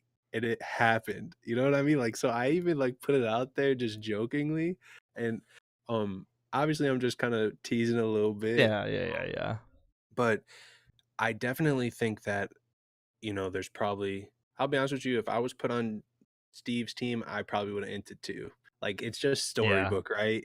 We Yeah. give we give them one of our players and then you know what I mean? He ends up having a hard time. And it's like, damn, you know what I mean? I feel like Yep. either any one of us would have went over there and whatever lane we would have been trashed. You know what I mean? Like we would Yeah. have been singled out and trashed on. So it just so happened to be GT and it just so happens the question's AD related. Um, but then to not only single GT out, I do think that uh even both of us have gaping issues in our AD play. Uh, like my over aggression, I think will hold me back forever. And then I genuinely have always thought this, Jack. Your A clicking will hold you back, brother. Bro, Forever, bro. look, Listen, dude. It's A from yeah. clicking everything. Like I remember when I first click on your stream way back when, bro, and you're A clicking everything, and that was actually the first thing that got me to huh, engaged me was like, why is he A clicking everything? And that was one of the first things I asked you was like, why do you A click I everything? remember this question too. And my Remember? response was I played a lot of Yep, StarCraft StarCraft. Yeah. and you can micro off of A clicking on StarCraft. So Yep. that I remember that question. Yeah. And whereas A clicking is really good in a lot of scenarios. Um, a lot of the times in team fights, it can actually hurt you, It does. honestly. Yeah, it And does. because you're focused on A clicking, that takes mental, like, time, you know what I mean? Rather than even though it might seem like it's just like you know, it's just like motor skills, a click, click, Yeah. a click, you know what I mean? It is still an extra step, you know Oh, what I I mean? agree. It does. Regardless. It does. Yeah, it has an effect for sure. And, and I think that those are just a couple things why and one trick, he doesn't seem to have that issue with overaggression. Obviously, we all get, you know, when we're carried, you know, we're carrying people, we get carried away, right? Yeah. Um, but yeah, I definitely, you know, I think we could flame each other pretty hard if we wanted to on our roles, you know what I mean? We could Yeah. pretty all night about it. Yeah. Um, but yeah, are you feeling good, brother? Yeah, I'm You gotta good. go to the bathroom, you good? No, I'm good. I'm good. All right. So I kind of want to jump back and talk about just the day-to-day life for you. Sure. I'm curious as to what is just the everyday for Jack like right now, just morning to crash. Yeah. Pretty much the day-to-day life is I'll wake up. Literally in the past couple weeks I've been trying to get myself into a good routine. So I'll wake up earlier than I'm supposed to be online for work, get on and check my emails, look at my schedule again, make sure no new meetings came up, and then I'll go out and I will go to this coffee shop that I really like called Phil's and go get my typical order from Phil's. I'm actually a regular now at this point, so that's a good and a bad thing. Um, and I just come back and I'm either, depending on the work day, I'm working, attending meetings, whatever, or if it's a really slow day for me, then I'm like I said, I'm lurking on Twitch or I'm checking out YouTube videos and highlights and stuff like that. And then pretty much after that, yeah, the workday part is pretty boring. And then on my stream days, I'll stream. Um, and then afterwards, I'm usually reviewing VOD and reviewing like how does it look, what does it sound like, are there any clips that we have that we can use, and then crashing. I mean, it's not really too crazy of a day. And then on my off days, I'm pretty much always just spending time with family or ghosty. And we're either playing games at home or we're going out to like the mall or going out to get dinner or going to see a movie. Um, or like my sister and I are like thinking about the next video we're gonna do, things like that. So it's not necessarily like a crazy day, but that's A long pretty one much. still. It does feel pretty long sometimes, yeah. It's it still reinforces what I was saying about by time you're done with work, you know what I mean? Been a full day and you still like you're just saying, you're still taking on multiple projects from a lot of different areas, you know what I mean? So that kind of bridges into my next question of uh, if you could kind of touch on what it's like trying to reach, you know, your goals with streaming while also having to do solid work in the work world, you know what I mean? Yeah. What is that like to balance, you know what I mean? Yeah, it's actually tough because sometimes there's been a lot of days where I just think to myself, man, I'm not motivated to do my work, whatever. And it would be really nice to just get, like sometimes some days I literally think to myself, right now, instead of working at like 11 a.m. or 1 p.m. or whatever time it is during the workday, I just think like I'm gonna hop on, play one game, and get off. And I've done it once before. I'll be honest. I'll be the first to admit that like it's work time, and yet I have no meetings, no emails coming in, and I'm either ahead or whatever on my work. And I'm just like, I get on, I play a game, and I'm good because I need the fix. And sometimes I think to myself, oh, life would be so much easier if I could just stream in the day and work at night. And I don't know, but either way, when it comes to actually like, yeah, some days I literally just get on and it's been such a long day and I'm just drained and I didn't get enough sleep or whatever, this and that, or I'm thinking about outside world stuff and I get on and I'm like definitely not as energized or not as, talkative or a little more toxic or what have you. And yeah, it kind of sucks when I feel that way. So Does it make you feel like your best streaming work is ahead of you because maybe your work world, you know, takes a bit out of you? Do you know what I mean? So there's a positive in the thought that you're having the success you're having with what you're doing, regardless of the rate, because we all want it to happen faster, or you know what I mean. Um, but still, do you get what I'm saying? Do you feel? What do you think? So I think what I'm getting out of it is like I think that the only thing that's really holding me back at this point is I just need to have a little bit more self discipline in my routine to be able to um solely focus on my work and then look at my stream, and then in the free time that I do have, that's when I want to be able to work on the outside content like Loft does. Because I do think that that's a key thing that is needed for growth, especially if you're going for a grind mentality rather than a, luck and networking mentality. Yeah. Um, and so I just think that, yeah, I think, some days I think to myself, oh, if I just had more time, because I like 8 to 9 hours of my day are eaten up through work. If I had that time to work on a video or work on, a new overlay to make things pop and make people notice, or like things like that, then I always think those things, but at the end of the day, that's just not what's going to be coming up anytime soon. And so I just have to make do with what I can. So yeah, I I do think that once I can get better about self discipline and more of a routine, we'll see more growth again. Are you are you not happy with like currently with your growth rate right now?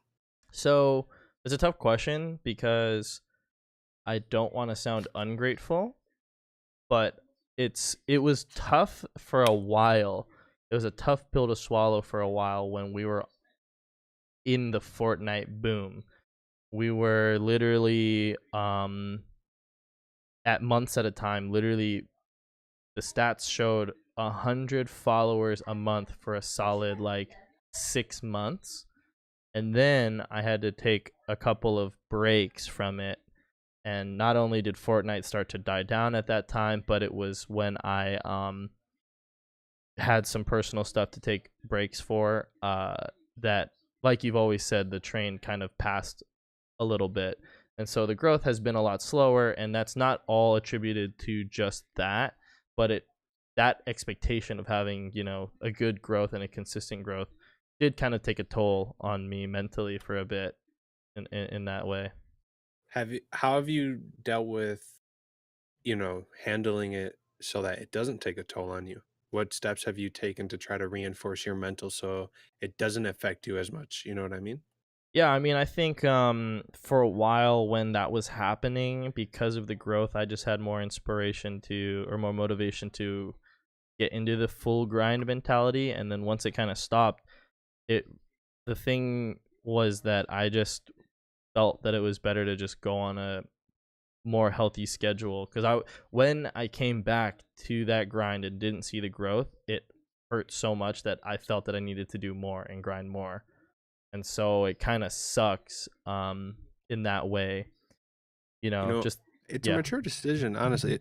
It's I want to kind of touch on this real quick because that is a very mature decision on your end to recognize that what you need is not overwork, but smarter work. Yeah. So not just adding miles on top of miles, Yeah. but you being able to realize that if I, instead of just going, 8, 9, 10, 12, however many hours straight and just like betting on that, I'm going to bet on people knowing when I'm on, you know what I mean? And then Yeah. sticking to that. I Yeah. think that that is a very mature decision, and I definitely think that you should give yourself a little bit of credit, for being able to identify that and make the correct decision. Because a lot of people, a lot, and I feel like even right now, we could find a lot of people that right now feel that that foot just metal to the ground Yeah. mentality, is the way to go when,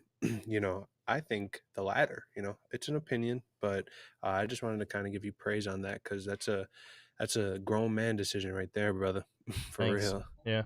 Um, so I kind of want to take a turn. You mentioned her a little bit, Ghosty or Casper the Ghost. Her, our, I don't really know.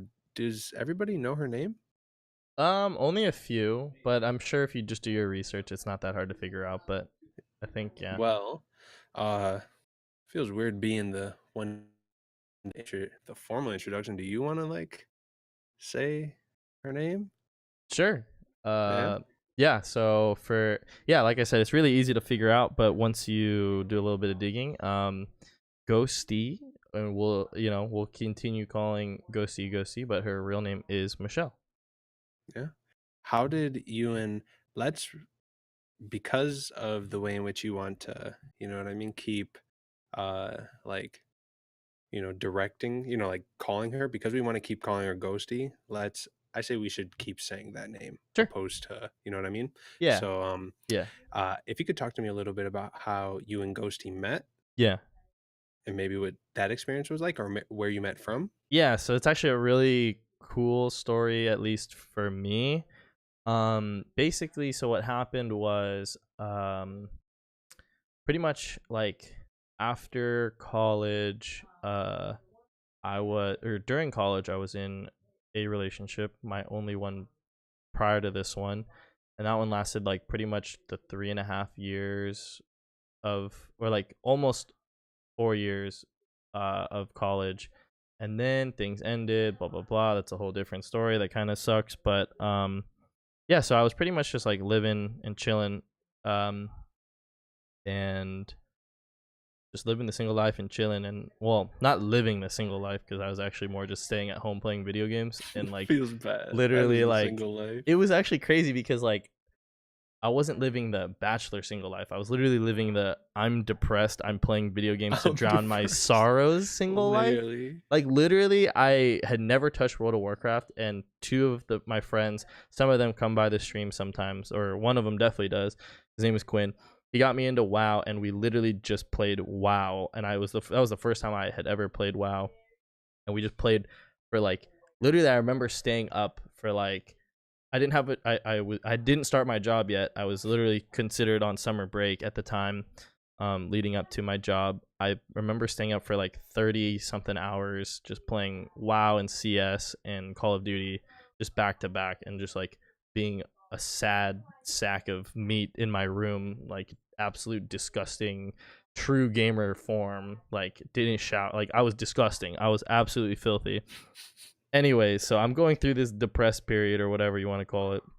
And then I start my job and I move up to the Bay Area. And like I said before, I didn't know anybody. I literally moved into a house with two dudes that I just found on a Facebook like housing page for new grads, and I didn't meet them in person. I didn't see the house previously. I literally could have gotten either just scammed, robbed, and killed. Like no, like it was like I had no caution. Like I had no you're just going caution. balls I to the just wall, went, yeah, brother. I packed up my car with a one suitcase and a backpack. I didn't bring anything else. Drove up 9 to 10 hours to the Bay Area, parked in front of the house. Nobody was home. So at first I'm like, Damn. yo, I'm sketched, bro. They said meet at the house. We're going to bring you in, like whatever. And I'm like, I'm sketched. Oh, and prior to that too, the funny part is I bought a air mattress, Mm-hmm. a pillow, and a blanket. I looked like a serial killer when I moved into that house. Finally, they showed up. We met up. They were really cool dudes. Anyways, I literally just had, yeah, Ghosty will even tell this story too. Um, when she first met me, my real name, for everybody that doesn't know, is actually John. I go by Jack because my dad's John. And I told her like, "Oh, hey, I'm Jack, whatever." I'll get into the actual story of how we meet, but anyways, it's still pretty funny. Um, I'm like, "Yo, I'm Jack. Nice to meet you." Blah blah blah. And we're talking for a couple of weeks, and then she sees my ID says John on it, and she's like, "Yo, this kid's so whack. Like, what is that?" She's like, "He's a fake. He's a fraud." And she she sees my room. It's literally an air mattress with no sheet on it, just a blanket, a pillow with no pillowcase, a plastic beer pong table as a desk, and a lamp.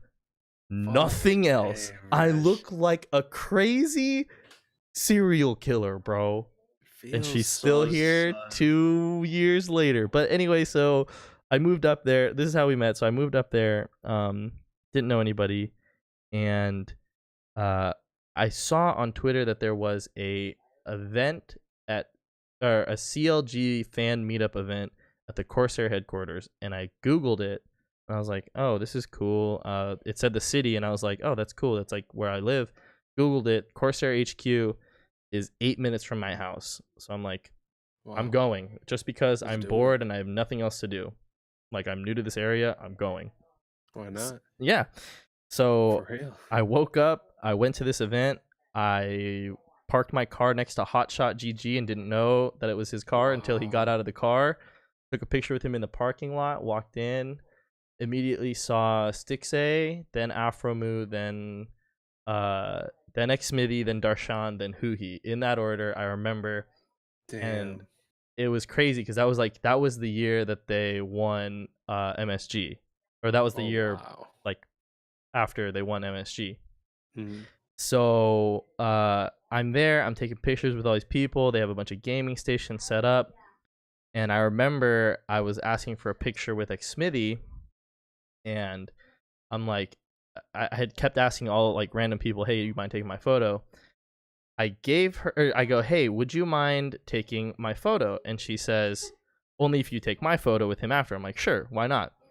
But then in that moment, we like exchanged, looks, and like I was like, "Oh."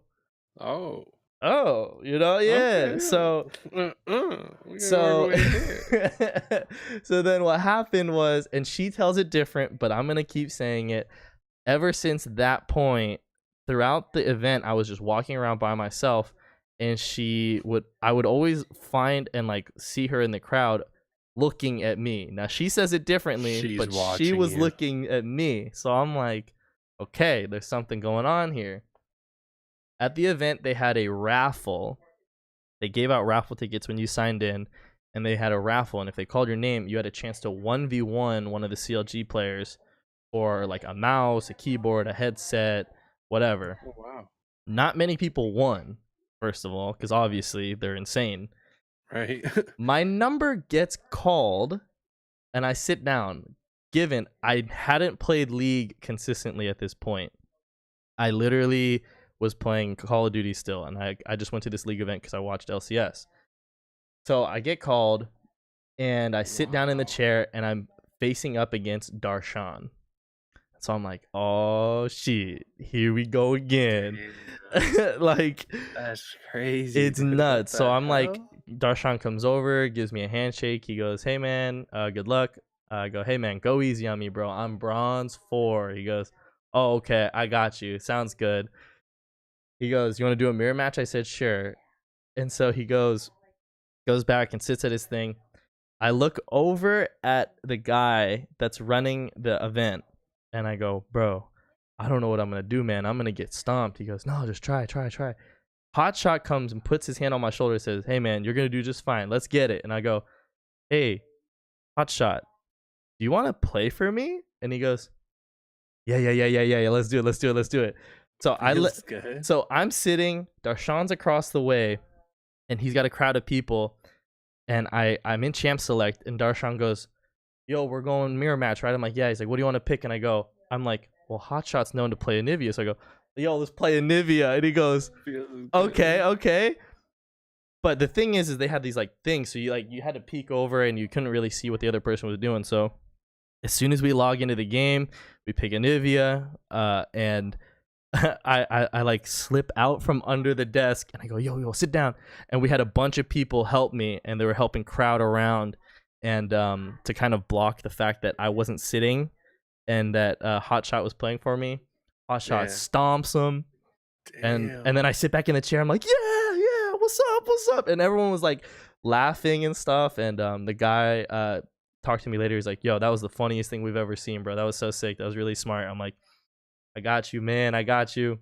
And he's like, "Here, you Feeling win." cool. Yeah, I'm feeling all cool in this nerdy ass, like Yeah. event.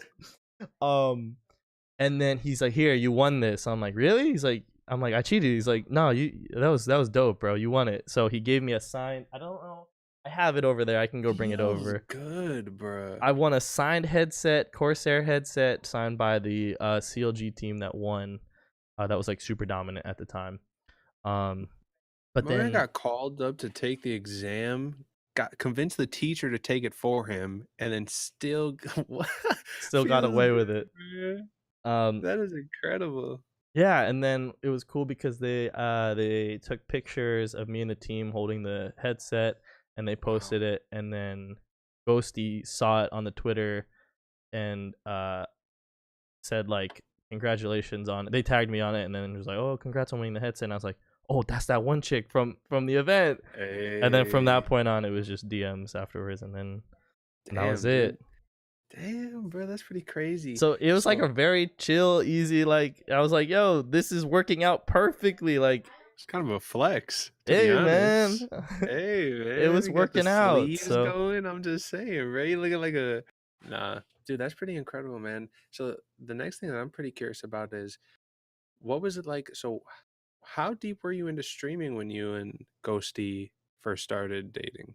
I think Had you had I was like a month into it and only was like 10 followers, so it was like really small.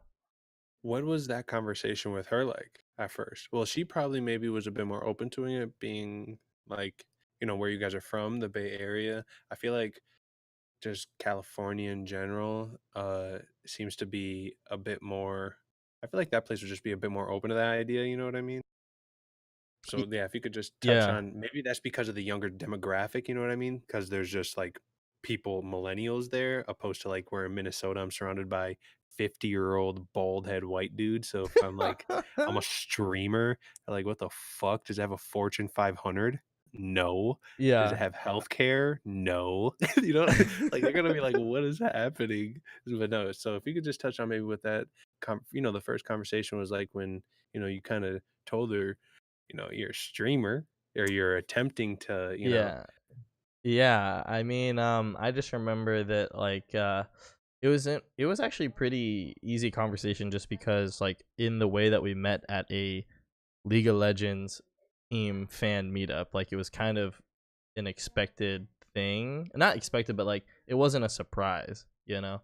Like, Mhm. hey, I play these games and I'm doing the whole streaming thing. It's like, oh, I know about that. I watch so and so, and I watch this and that. It's like, oh, cool, yeah, I'm just doing it for fun, blah blah blah. And I mean, just the fact that also too, I was at that time also I had already started my job, so it's like I have a full time job and I'm doing it on the side for fun. It was a pretty easy conversation, and she's been very supportive of it and still is. And so it's like, yeah, I don't know. It's been I've been very lucky in that aspect for sure. Is she like, does she give you honest criticism? Like, are you able to go to her and be like, hey, what do you think? And does she kind of sugarcoat it for you if you were to go and ask her, or would she give you, the blunt sauce? Um, the only thing that I can think of in terms of like criticism is not necessarily anything related to like the way it looks or the way it sounds, blah blah blah. Like it's just more of like my attitude. And we've talked about this, I think, on the first one, where it's just like some days after I get off, I'm just like throwing shit all over the place. Like I'm pissed, I feel that. like straight up. So I mean, Mm, that's the only thing that she'll really talk to me chime about. in. Yeah, it's just like, yo, you got to chill out, man. I feel Um, that. but yeah, yeah, Does she watch yeah, yeah, pretty much. regularly? Yeah, pretty regularly. Like on days like this where she's at work or something, she's not. But if she's just at home, she's usually just upstairs doing her graphic design stuff and messing around on her stuff with like the stream open in the background. So That's pretty awesome. That's pretty awesome that the conversation was able to go so smooth. It definitely maybe reinforces, you wanting to do it. You know what I mean? When uh, the person that you're choosing to, have as your significant other, uh, isn't against it or, is even for it, supportive. It yeah. makes it a lot easier. Makes you want to go for it even more. You know what I mean? Yeah, and I'll say to that that's what's really really cool, and what I love the most is just the fact that we were able to meet in such a relatable environment. like because of the fact that you meet at a League of Legends event, you both have interests in League of Yeah. Legends. Like you have to, Yeah. you know what I mean? So Yeah. it was very, I'm really happy about that. Especially coming out of the last relationship that I was in, like gaming, anything related, literally was I literally had to tiptoe around and try to play games in my free time. It's just Like the worst, isn't it? it was like literally the worst. Like looking Yeah. back, like I would be scolded for playing games, or if I got caught playing games, it was like the worst thing in the world. Blah blah blah, and it was just like, yo, chill. Like, Mhm. yo, chill. Like actually, yo, chill. You know, Do you like and do you and Ghosty play League? Maybe not as much anymore, but did you guys? when we first started talking, yeah, that was like one of the first things we tried to do was just like play League a little bit. But Did did her interest fall out with it, or well, the thing was for her, it was like her cousin was the only reason that she like found out about it and watched LCS, and she was more into it for like the pro personalities, like her favorite players, Afro Moo and things Hmm. like that. You know, Mhm. and in terms of games, she never really was able to get into it from a game perspective, but Mhm. she did grow up playing things like Pokemon, and like she loves playing like Stardew Valley or like the single player Mario game that we have, and like the more like chill single player stuff. Like when it comes to League, she's said it before. It's like she just can't handle the all chat or like the I pings and feel like that. she just that's just not she yeah the multiplayer aspect isn't there for her, so she's just more into playing the chill stuff. So I feel still that. a gamer, That's just not the competitive games. So which yeah. is cool still either way. I wouldn't know how I feel if Kimberly logged on League and I was dueling with her and somebody just starts flaming her. Like Oh, bro, I you gonna don't know throw? You how. better throw down. Bro, we get some straight chat client bans, bro. We're going Yeah, so hard, bro. yeah. Nah, yeah. The next topic that I kind of want to talk about was your family, man, is your sister. So actually, before I ask, how many siblings do you have? Just one? I have two others, so a younger brother and a younger sister. Um, how old? My brother just turned 20, and my sister is turning 17. What are all your siblings' names? Uh, Jared and Jenna, and I'm Jack Oh yeah. or John. Oh yeah. Okay. And then Okay. my Sorry. parents are also Jays. Oh yeah, wait, before we go and talk on your siblings, I want to talk about this John thing. How did Oh, there, one thing that I've always seen, sorry to go left yeah, field, is like for some reason John goes to Jack yeah. in a lot of different things. Yeah. And I don't understand where does yo GT, sorry, literally, bro. But because that was I feel like the entire world just got flipped upside down with you saying your name is John. I Yeah, gotta be honest. yeah. So, that's pretty. That's pretty. Sorry, I had to just kind of dial that in. That's That's fine. Yeah. for one. Is like Jack just something you've gone like forever, or was this like? Do you remember a time when you chose Jack? Like, do you see what I'm saying? Yeah, yeah, yeah. No, it's something that's always been me. Like, I think so. The reason behind it though is basically John. Basically, the idea of going from John to Jack was my parents' decision because of JFK being John F. Kennedy also had the nickname of Jack Kennedy. Oh, And so my dad being John, they didn't want to call me Junior. They didn't also want to call me John, so they just said, "We're giving you the nickname Jack." And so from that point on, it's just like that's how I've always been. Like I never picked it myself. They just did it, and I've always grown up to be that. And it's actually, yeah, I'm reading chat a little bit, and everyone's like, "How does nobody know this?" If you pay attention to when I play Counter Strike with Quinn, a lot of people will actually, you'll if you listen to his call outs, he'll call me John Lee, and that's like my actual legal true name. I seen that, and do you know where I seen that? Yeah, where you see that? From the Google Doc who I'm sharing with. Oh, on When my I click thing, that, you hover my I'm like, name. who the fuck is that guy? Yeah, Because you know what so I mean? You know yeah, what I mean? So I was confused. I'm like, we're just sharing it here. Like, yeah. So that, for everyone that wants to know, that's like my legal name. Um, and you know, you know what it yes, makes me yeah. wonder? Go ahead. So my dad's name is the same as mine, Michael Christopher Williams. My name is Michael Christopher Williams. It makes me wonder what my dad would have called me if he was like, I didn't want to say Junior. And I feel like it probably would have just been like something to make me feel feminine. So it probably would have been like Michelle. Not lying. And it's pretty hilarious because her name is Michelle. Yeah. Because they already called me that shit.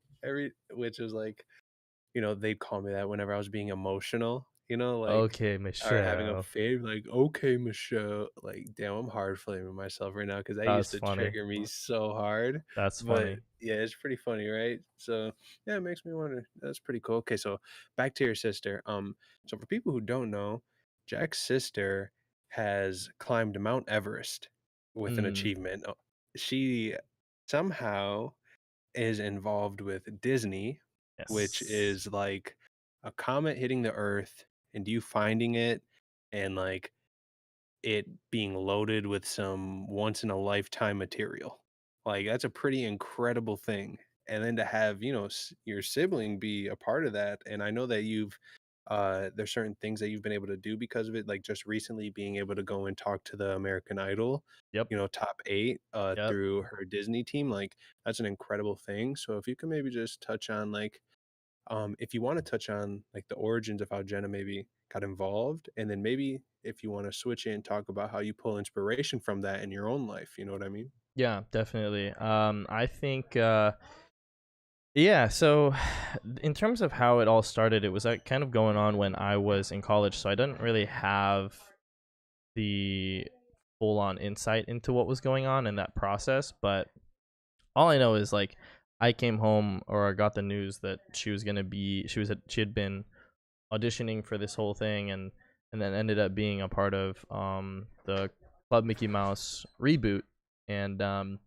so I was like pretty hyped up about that because us were a bunch of people like Christina Aguilera and like Britney Spears, Ryan Gosling, JC, Chazé, whatever. They're all part of that stuff. So it was really cool to hear that that was what was going on. And yeah, some of the experiences like just being able to go onto like a set and stuff like that and kind of see that whole process was pretty cool. But like some of the things that I guess like I've been able to learn from is more just like the content side of things. Just like the she's definitely taught me a lot about like the analytics of things and like what's a good time to post stuff and what's how do you like utilize the algorithms more and more. Um, Hmm. but yeah, I mean it's been Are there pretty any cool. plug? Are there any plugs at like Disneyland and things of this nature? So everybody asks that question a lot, and the answer is no. Actually, we there is no plug to get Disney's like Feels land stuff like that. bad, But bro. yeah, it's that it kind of sucks. It's what you would expect, but it's because it's more of the Disney media versus like Disneyland. Yeah, yeah. I will say that one of my friends recently got a job at Disney corporate, and he gets the plug. So he and two guests get to go in for free anytime he goes. So yeah, Yeah, bro. That's yeah. got to be the greatest thing, right? Just having just yeah, it's pretty crazy. So, I'd like to do you have any last few stories maybe that you want to give us about maybe in like a time maybe where sister helped you help pick you up from somewhere dark during the last 2 years of streaming, or maybe just any kind of family oriented story that you kind of want to give Um, before we take a turn off of the family topic? sure. I think there was definitely a time recently when I had to take one of my breaks that we actually my sister actually flew out to the Bay Area to stay with me for like a week, and that was like probably one of the first times that we actually like talked like truly. And so that was like really cool because I don't know. There's just been something about like our family dynamic that's just like we just obviously love each other no matter what, but like we just never really talk necessarily. I get that. So yeah, like especially like it was more just like being friends rather than siblings for Hmm. the first time, which was really cool. So and that kind of goes also with like we talked to my brother too a lot, so it's like it's pretty cool. That's just Yeah. something that I thought of No, I feel just that. now. I feel that, man. So kind of where I want to turn next is because I have a personal interest in this and how your idea began, and I'm talking about with your sleeves, your tattoos. Sure. I'm curious as to where the influence was to start your sleeves, and also where's the first ink that started the sleeve? Do you see what I'm saying? It's kind of a Yeah. hard question for me to type and put on Yeah. word. Yeah. So Mhm. the tattoo thing was something that I'd been thinking about for a long time, definitely throughout like high school and stuff. I was like, oh man, maybe when I grow up I want a tattoo. I don't know. But then like at the same time, kind of living at home, living with my parents and stuff like that, it was definitely growing up not necessarily the accepted thing. Not that it wasn't like a bad thing, but it was just like, oh, are you sure it's permanent? Blah blah blah blah blah. The standard stuff. But then when I graduated and got my job and started getting money coming in, I was like, oh, I can afford something like this. And it's something, again, it was during the time where I was just like super single, super just like in my own head about like, Fuck it. I know I'm moving to a new place. I'm going to just change everything about myself and just new chapter, new me, whatever. Just double sleeved up, bruh. New We're just year, all new in on me, bro. change, bruh. Yeah, Literally. but so basically the story behind it is this sleeve is a full sleeve up to my shoulder. It's a dragon koi sleeve, I guess, theoretically speaking. Um and at first I didn't really have a story behind it. I loved the art, but as I talked to my artist more and more before I actually got it tattooed, we kind of like were able to build a little bit of a story. So basically, for me, I knew that no matter what, I wanted water as a tattoo. Um, and I liked for me, it was just like water. The sound of water is extremely calming. And like, um, it's also just, when it's like a running stream or whatever, it's like really calming and very peaceful. But in it also has the ability to be extremely powerful. It can sweep things away. Obviously, in a tsunami form, it's like really destructive and strong. So it's really cool contrast of ideas of just can be peaceful, can be really strong.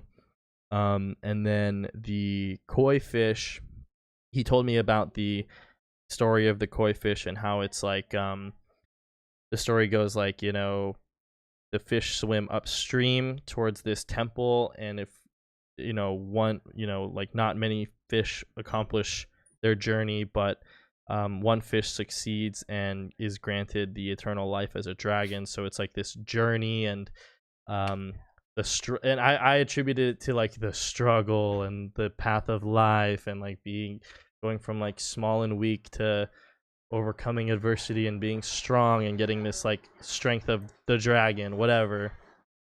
And then yeah, so that's like kind of a little bit about it, as well as he also told me something pretty interesting about the tattoo, where most Japanese art, they'll get the sakura blossom on as like the plant or flower piece to the art. Hmm. But he said that it's factually wrong in that the story of the koi happens in the fall. So you'll notice that the leaves on my arm are actually maple leaves instead, and I just connected that to the idea that I'm born in the fall, and so it's like Oh yeah. my connection to it.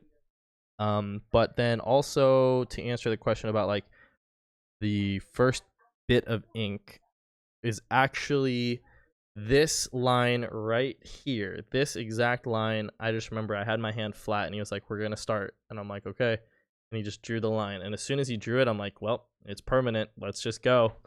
And then in one session, in a 5.5 hour session, we did all of the lines to this piece, nothing else, just the lines.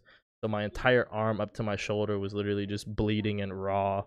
Every line that you see was drawn in on day one, and after that, it just became a bunch of shading things. So I actually have a few things to shade in still.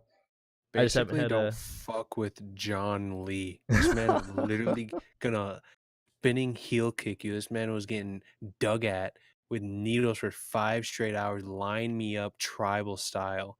I'm gonna knock you off one by one. Is what Jack is about, basically. It was a 9 hour day, but the actual tattoo part was Shit. only 5.5 hours because he does it in hour increments. And so, like, he would do an hour, then take 10 minutes off, and then do an hour, then take 10 minutes off, and then did like 30 minutes, then took 10 minutes off. He, like, literally, though, he's like the dopest artist ever because he was like, hey, man, if you want any coffee, if you want any food, lunch, you just tell us, it's on us. And essentially, though, it's kind of like that customer service aspect where you just Yeah. tip back and just pay it all backwards at the end. But like, yeah, he's super dope. He was like, yo, I know we're gonna be in this chair for like 9 hours, so I'm gonna order food. If you want something, let me know. I'm gonna send a guy out to go get coffee. If you want a monster, let me know. He was like, he's super into these white monsters. Like, he's super chill, loves Star Wars, Yeah. and so we're just talking for like 9 hours that day, and just I was his only client and of the day, obviously, because it's a full day event. So You pretty know, dope. one last thing I want to touch on about tattoos. If you ever want to know, like, straight up, you see this on somebody, you know that they're a tough ass, like a hard ass dude. Don't even look wrong in their direction. They got a tattoo on their bald ass head. That's another fucking level, okay? Oh yeah, Listen, 100%. that is a straight, that man eats metal. Like, okay? Like, that is not, or a woman, whatever, like, that person is eating like minerals, like metals and cardboard. That is a hard person, okay? Like, or like the palm tattoo. My mom has this tattoo and she says she passed out 3 times. Because it was that Like, painful. yeah, man, it's I crazy. want to get Yeah, one. eyeball tattoos. I I want to actually get was one. watching Facebook videos last night and I seen 2 people who were like 95% covered and their eyeballs were tattooed and they're like, That's yeah, it's so freaky, dude. thrilling because one wrong touch and you're blind. I was like, these guys are ridiculous. Right? Yeah. But yeah, no, I actually myself I want to get sleeved up. I have some little insecurities because of the weight. Um, I like to say I already have tattoos or tribal markings, otherwise known as stretch marks. It's like it's like a rabid disease when it was happening. It's just like a infection. You know you know what it actually is. The best example is in Naruto when Sasuke gets curse marked and it's like starting to go down his arms. That's what, like, when these stretch marks were starting, that's what it felt like. Is like each morning the You curse wake up mark and just see was the just like stretches. Yep. I'm just fucking curse marked like but um I don't really know how tattoos cover stretch marks. I'm just kind of hoping that, works for the best.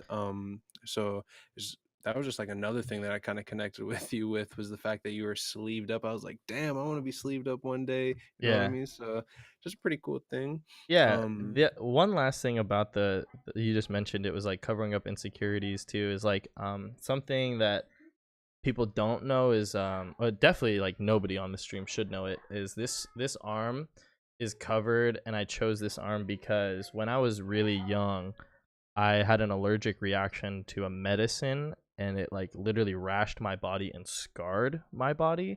So like I have really, like, I have patches that are discolored of skin that are like from here throughout my arm and a little bit on like my leg.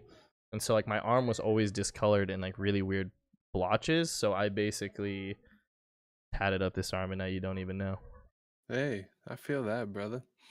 Well, hey, man, I feel that, man. That's pretty that's a dope insider right there, bro. So I kind of want to swap the topic right now. Kind of, I enjoy talking about tattoos, but I get excited whenever we talk about League of Legends. Mm-hmm. So I kind of want to do a quick little rapid fire thing. League of Legends, favorite champion? Corky. Favorite team? Oh, let's Uh, just do it like that. Okay, oh, we'll go okay, like okay, that. okay, okay. All right, ready? Favorite champ? Corky. Why? One of the first champs I played, and I just love the way he sounds and looks. Just all spooled up, and he's got him an ace machine. I, f- I feel that. All right, brother. Favorite It- team? Favorite team? Dude, I don't know. For the longest time, I actually, as much as I give them crap, I did like TSM. I But feel that. lately, I don't. But I'll have to go with TSM. Favorite player? Favorite player? Double lift. Okay, why? Well, is it because of your He's budget? Double it? I'm budget double lift, but also just I just have always loved his attitude. Like I don't care how how arrogant he may be, he for the most part will back up his talk, and yeah, Okay, I and just then like double. here's kind of a cool one. Favorite like league like era patches. Maybe we could go based off of like, ruins and mastery type thing, like when Thunderlords first hit and everyone was taking Thunderlords, or you know what I mean? What was your favorite like league patch or season, or you know what I mean? Um, I would probably just have to say season 5 when I got back into it because I played it first in season 2, hated the game, didn't like the way it looked, hated MOBAs in general, and then really got back into it in season 5, and I was just playing a bunch of norms with college friends, and like those were some good times and good memories. So season 5, I Okay. was literally, and here's the thing, and everyone's like probably gonna freak out. I was a Nidalee main. Yeah, Wow. You know what's season crazy 5. is I was a Tryndamere main. And then after that, man, I was when I seen Tryndamere, there's two champions actually. Talon first, because this guy in the co-op versus AI, he was in the like AI's base whacking dudes with Talon. And I was just like, this dude is going nuts, man. I need to play this guy. Talon, what the hell is that? I'm playing Ash with like ghost and heal. You know what I mean? This guy's flashing over stuff, going crazy. And then I played him and realized that he was pretty boring and not that cool. For some reason, I didn't really like him. And I realized I didn't like him when I played against Tryndamere and seen that when this dude hits 6, he doesn't die. And for some Yeah. reason, I thought that the fact that this guy cannot die and his like this is how I used to say, every time he would slap down, it would Big Daddy crit is what I said. So I was like, this guy was Big Daddy critting, slowing you up, slicing and dicing, and he couldn't die. Why the fuck would I not play this dude? He's a savage. And if you ever seen Resident Evil 3, the movie, Nemesis? the Nightmare Oh, never. one, Oh, the never mind. Nightmare Tryndamere skin looks a lot like the Oh yeah, final yeah, yeah, yeah, boss. yeah, yeah, yeah, yeah, yeah, yeah. And Resident Evil was like a big movie in my life. I love zombies, so I was just that was another thing. I was like, "Fuck yeah, dude! I'm a Resident Evil character. I'm beating people's, you know what I mean?" Yeah. And somehow it all transitioned to like wanting to show out, with my play, and so that's why I turned to Lee Sin Lee Sin, because the classic. once I like had gotten to silver grinding only kindred, I kind of was like, "All right, this is what League is. What is the hardest champion that I could literally do the most craziest wacky shit on and get the most reactions?" And I literally Googled craziest League plays, and like at that time it was just video after Lee video of Lee Sin. Sin, and everyone was saying like Lee Sin's so hard. I mean, all my peers, I would kind of ask them about Lee. They're like, "Oh, he's a hard champion," and so I'm like, "All right, he's hard. Let's test this out." And instantly, I remember, like, just thinking, like, I get why people are saying he's hard, but it was a bit confusing to me, and it was until I started understanding, like, what you could do with ward hops and insect, Yeah. that I really started to get the grasp on why people were saying he was so difficult, and then that even amplified when they took, the The warding ward. trinket Yep. away, like, is it's a complete different champ right now, honestly, since when you had the warding trinket, you could make so many more plays, and you were a lot more you had a lot more buyouts, you know what I mean? Like, I could Yeah. ward hop in and then be like, "Oh, this isn't gonna work," ward hop out. Yep. Whereas, like, now I got 1 ward every 3 minutes. Yeah. Like, my ward is an ultimate at this point, you know what I mean? So, like, Yeah. yeah, here's the last thing I wanna touch about with League of Legends. Dream 5 buff crew for Stream Oh, Wars. We have to dude. settle it right now. every role, top, jungle, mid, AD, support. Dream 5, you have to include yourself at AD. So 4 people. Oh no, dude. You're gonna put me on the spot Yep, like this? the Okay. time. And Oh. there doesn't have to be any, negativity that comes from it. Yeah. Just if it's money on the line, Who would I no bigger want to goal. guarantee this dub? This Yep, we fat got dub. one series. Yeah, I'm gonna put One Trick in the top lane. He's been real good in our series, consistent player every game. Mike in the jungle, of course. I just think that you've played with me enough to understand what resources I require. Um, Myself and Frosty bought just because of how much time we've put in together as well. And now my mid lane choice is a tough one, man. I'm either looking at putting in, bro. I'm gonna just say it. I'm gonna put in Cam. I'm gonna put in Spooky Corgi in the mid lane. My man's is masterful at the game. That's No, facts. I I think having Cam in at any role is, Well, the like, the thing with clutch yeah, because the thing when is Cam is just very mechanically good, but then his understanding of macro and what we need to do. The only problem that I have with Cam sometimes is that he won't vocalize what the right play is, and so I'll tell him, "You just tell us right now what's the play." And if he says it, and then we just call it out and we just go. So, yeah, just that's what his yeah, general macro is super good.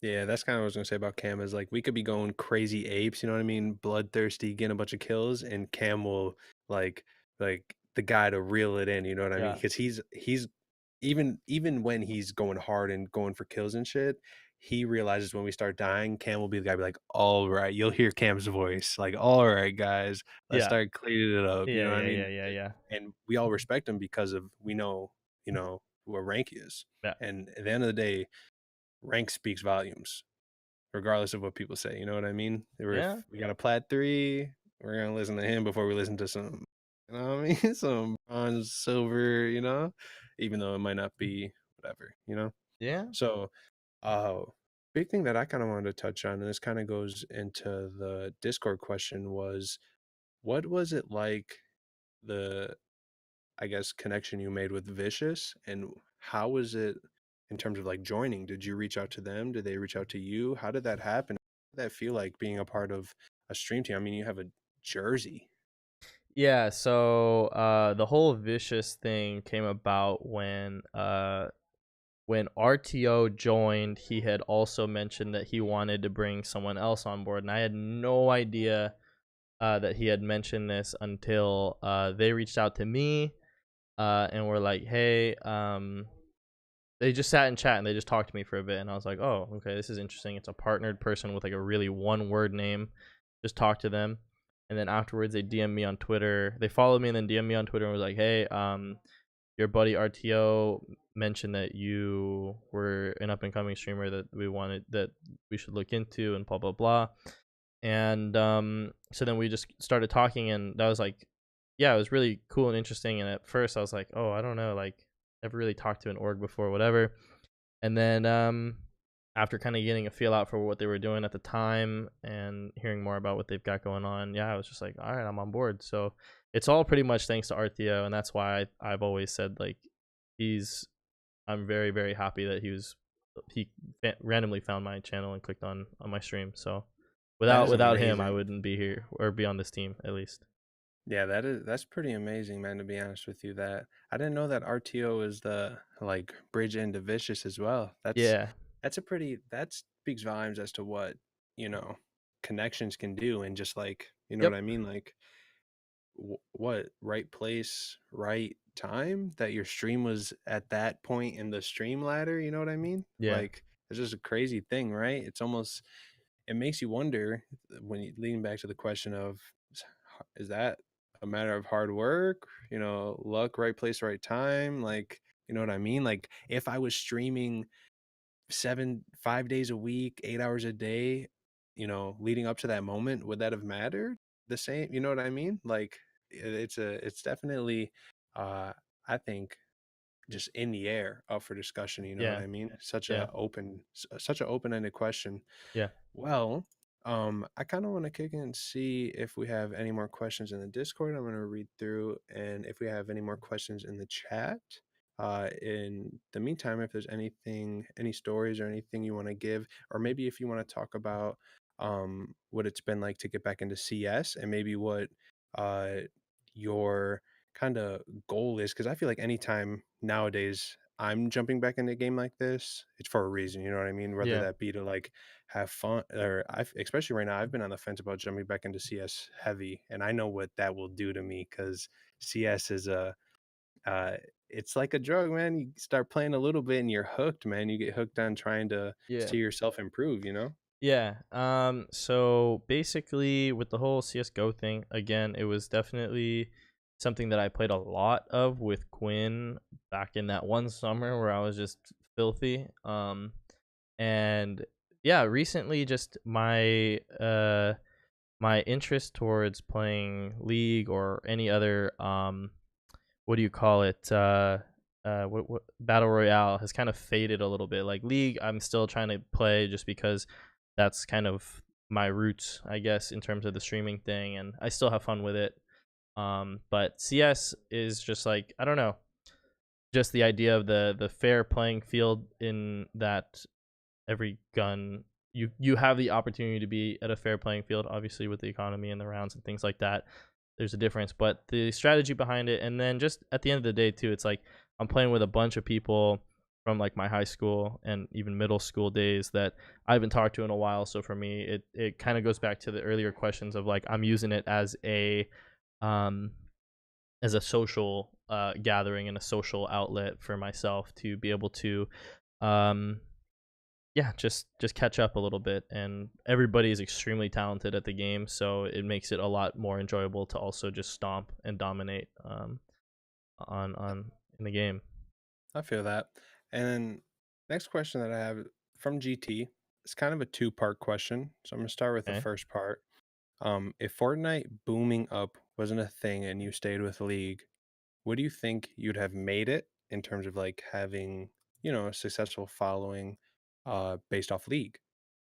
I actually, yeah, so I saw this question too coming in earlier, and I actually think that the answer is always it's like, it's a big what if, but in my head I think the answer is still no. I think that if I stuck with League and only stuck to League and never branched out to Fortnite or any of the BRs, I think the growth would have been the exact same to an extent, if not a little bit slower.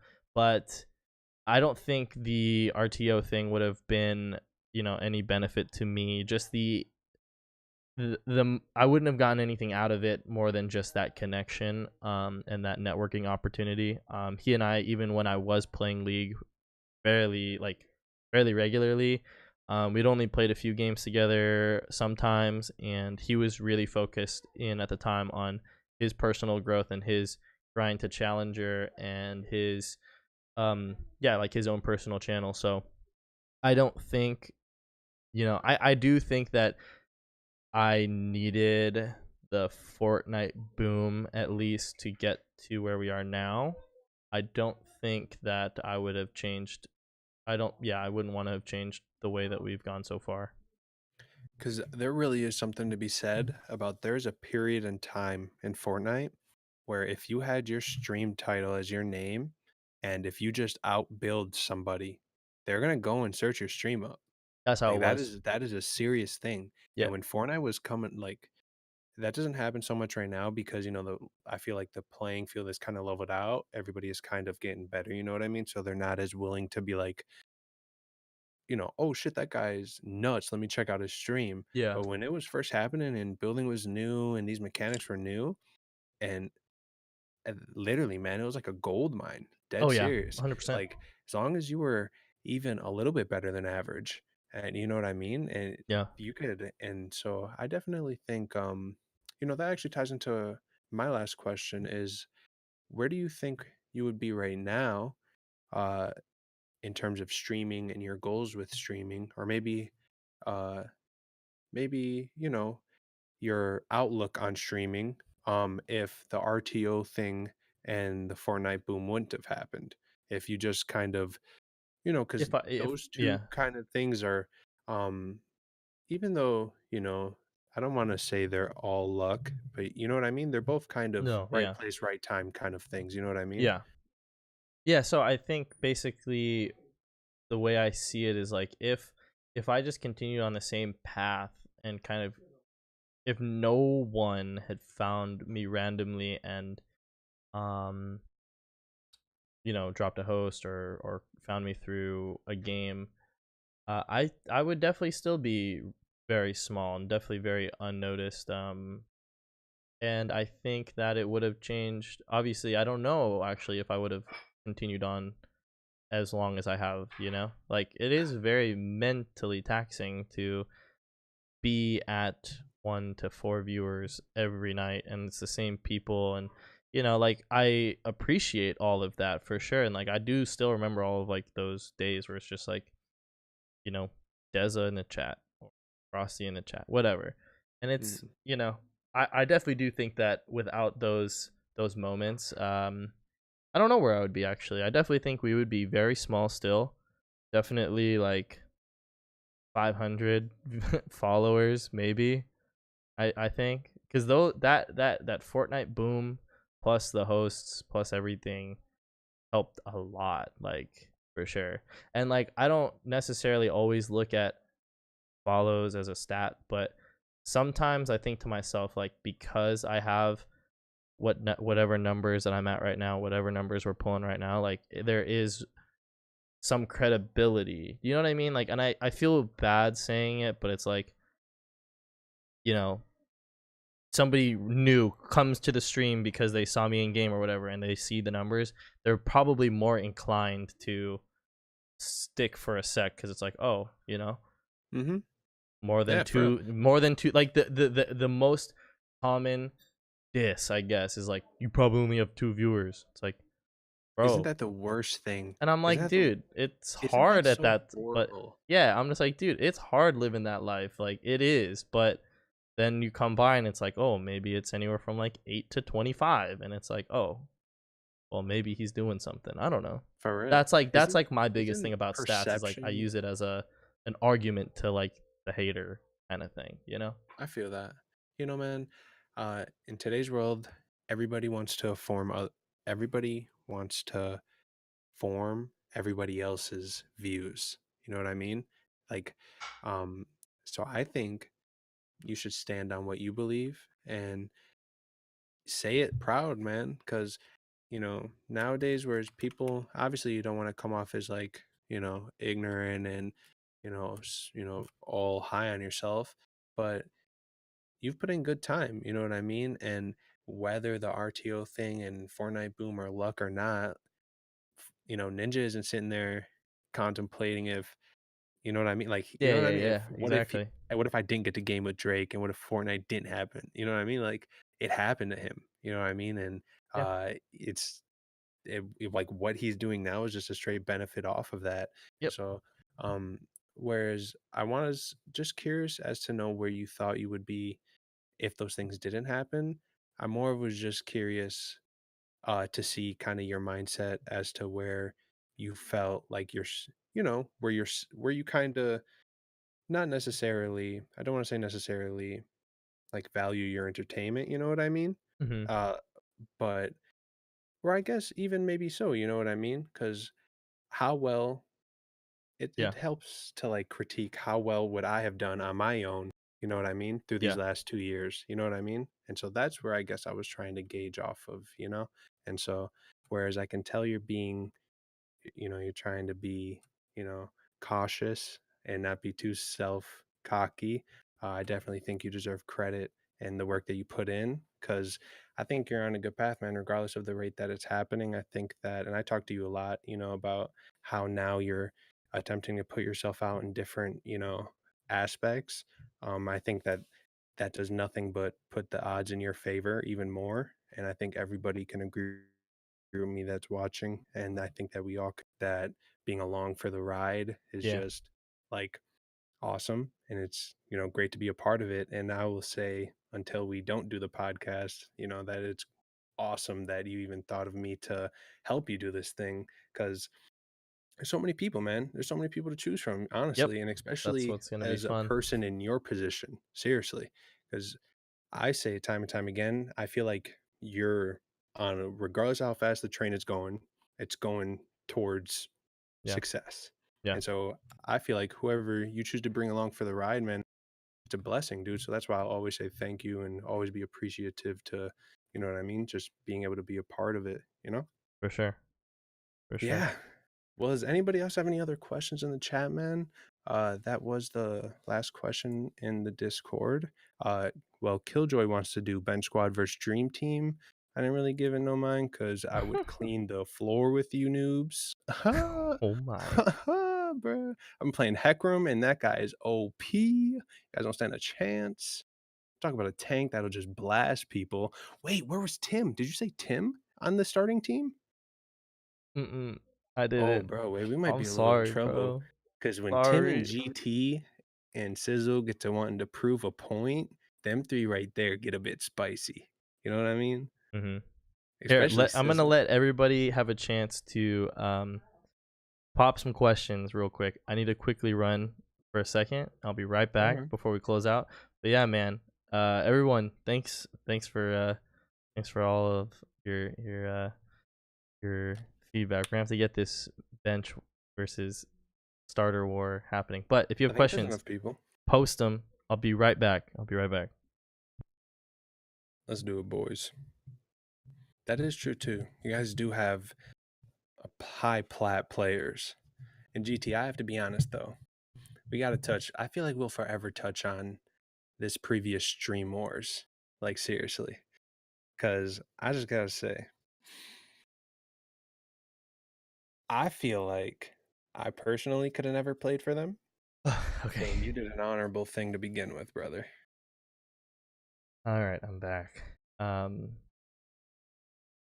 Rossi says, GT praise "Oh, for good." offering up his services to Steve in the first place. Very Frosty honorable thing. asks, when is Torchy gonna start playing good ADCs, dude?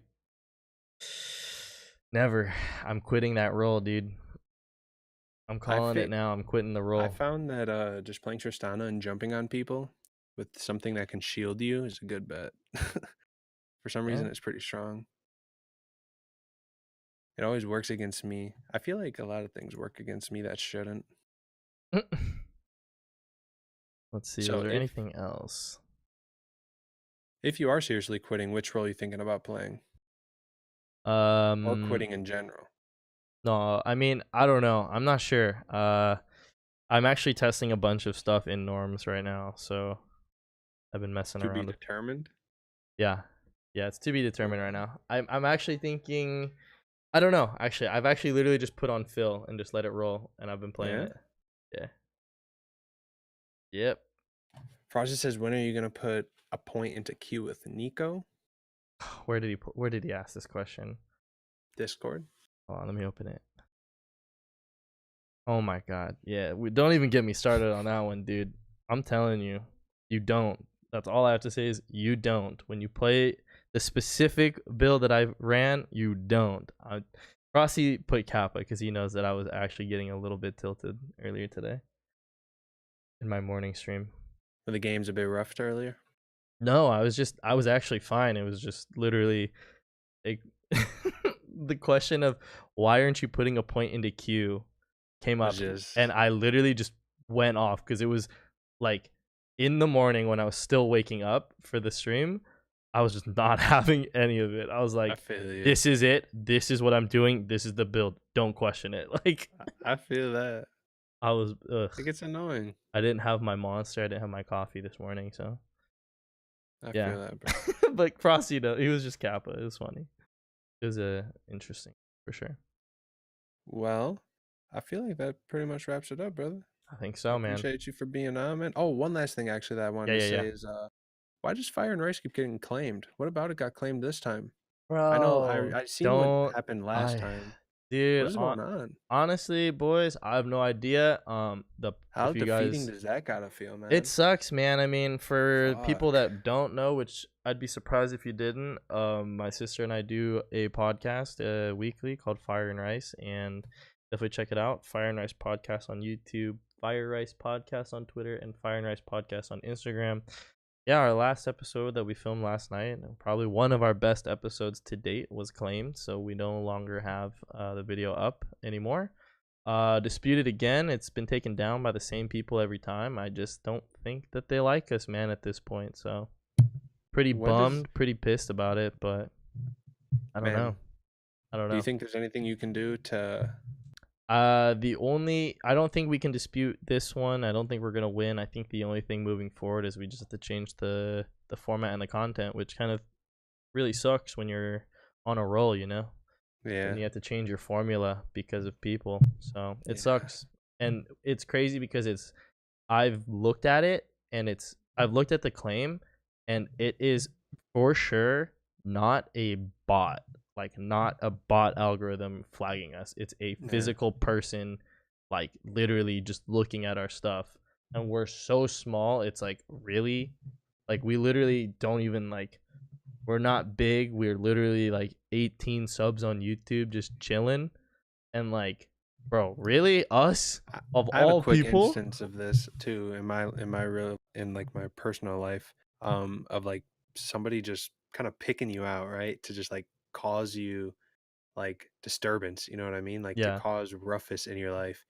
Uh, a person called the tow company to have my car towed in a lot where I lived for 4 years. And what sucks is when I got out of my car, I made eye contact with a person I'm pretty sure called the company, and it cost me like a pretty penny a day before rent and the majority of my bills. And also at the impound lot, my car got a flat tire, and it was just like, and it's just a crazy thing, man, that people will like go out of their way to cost you money. Like the Yeah. car, there's nothing wrong with the car being where it was, and if the person would not have called, it wouldn't have gotten towed because there wasn't a tow truck in anywhere near sight. Yep. So it's just like people will go out of the way to be disruptive. It's Yep. disappointing, you know what I mean? It's Yep. whatever. That's why I gotta just try to be positive, I guess. Yep. Well, all right, brother. I think that does it for everything. No more questions. Everybody good? I Cool, appreciate man. everybody for checking it out. Yep. Are you Absolutely. playing after? Yes, I'll be playing CS after, and then I'm down to play some League. But yeah, man, thank you so much for taking the reins on hosting this one. I appreciate it. No Great problem, man. questions as always. Great conversation as always. So I'm I'm looking excited forward for to doing next week. more. I know, me too. So, guys, thanks for watching this episode. Again, this will be clipped out, posted on YouTube. Hopefully, it doesn't get claimed for some whatever reason because it's my luck. But Don't play with next us. week, yep, next week on Tuesday night, we'll be talking with JC. She recently got into Vicious. I met her at Steve's SoCal Creator Meetup event. Really, really cool, chill individual. Really excited to hear more about her story since I relatively just met her. So yeah, we got a lot to talk about. Definitely get your questions in as well. This time you guys have a little bit more of a heads up. So yeah, be sure to check I'm that actually out. gonna go ahead and post her stream, and I'm gonna talk to you about maybe getting a way to, have our viewers maybe check her out to maybe form questions in Prior, the yeah, meantime. You know what I absolutely. mean? Yeah, So after, I'll communicate with you to figure out a way we could go about doing that as well. definitely. I think that's a good idea. We'll look at ways to do that. Maybe in just All some right, like brother. posts. It'll be pretty easy to do. Yeah. Yep. Cool. All right. All right. Oh yeah, great idea. All right, brother. Well, Yeah. thanks, guys. I appreciate it. All right, boys. Thanks for hanging out. I'm gonna go to the BRB screen. We're gonna be on mute just to make sure that we don't get muted on the VOD, and then I'll bring back up the music and we'll hop back into some games. So thanks for hanging out, guys. We'll see you in a few. Stay tuned. Peace.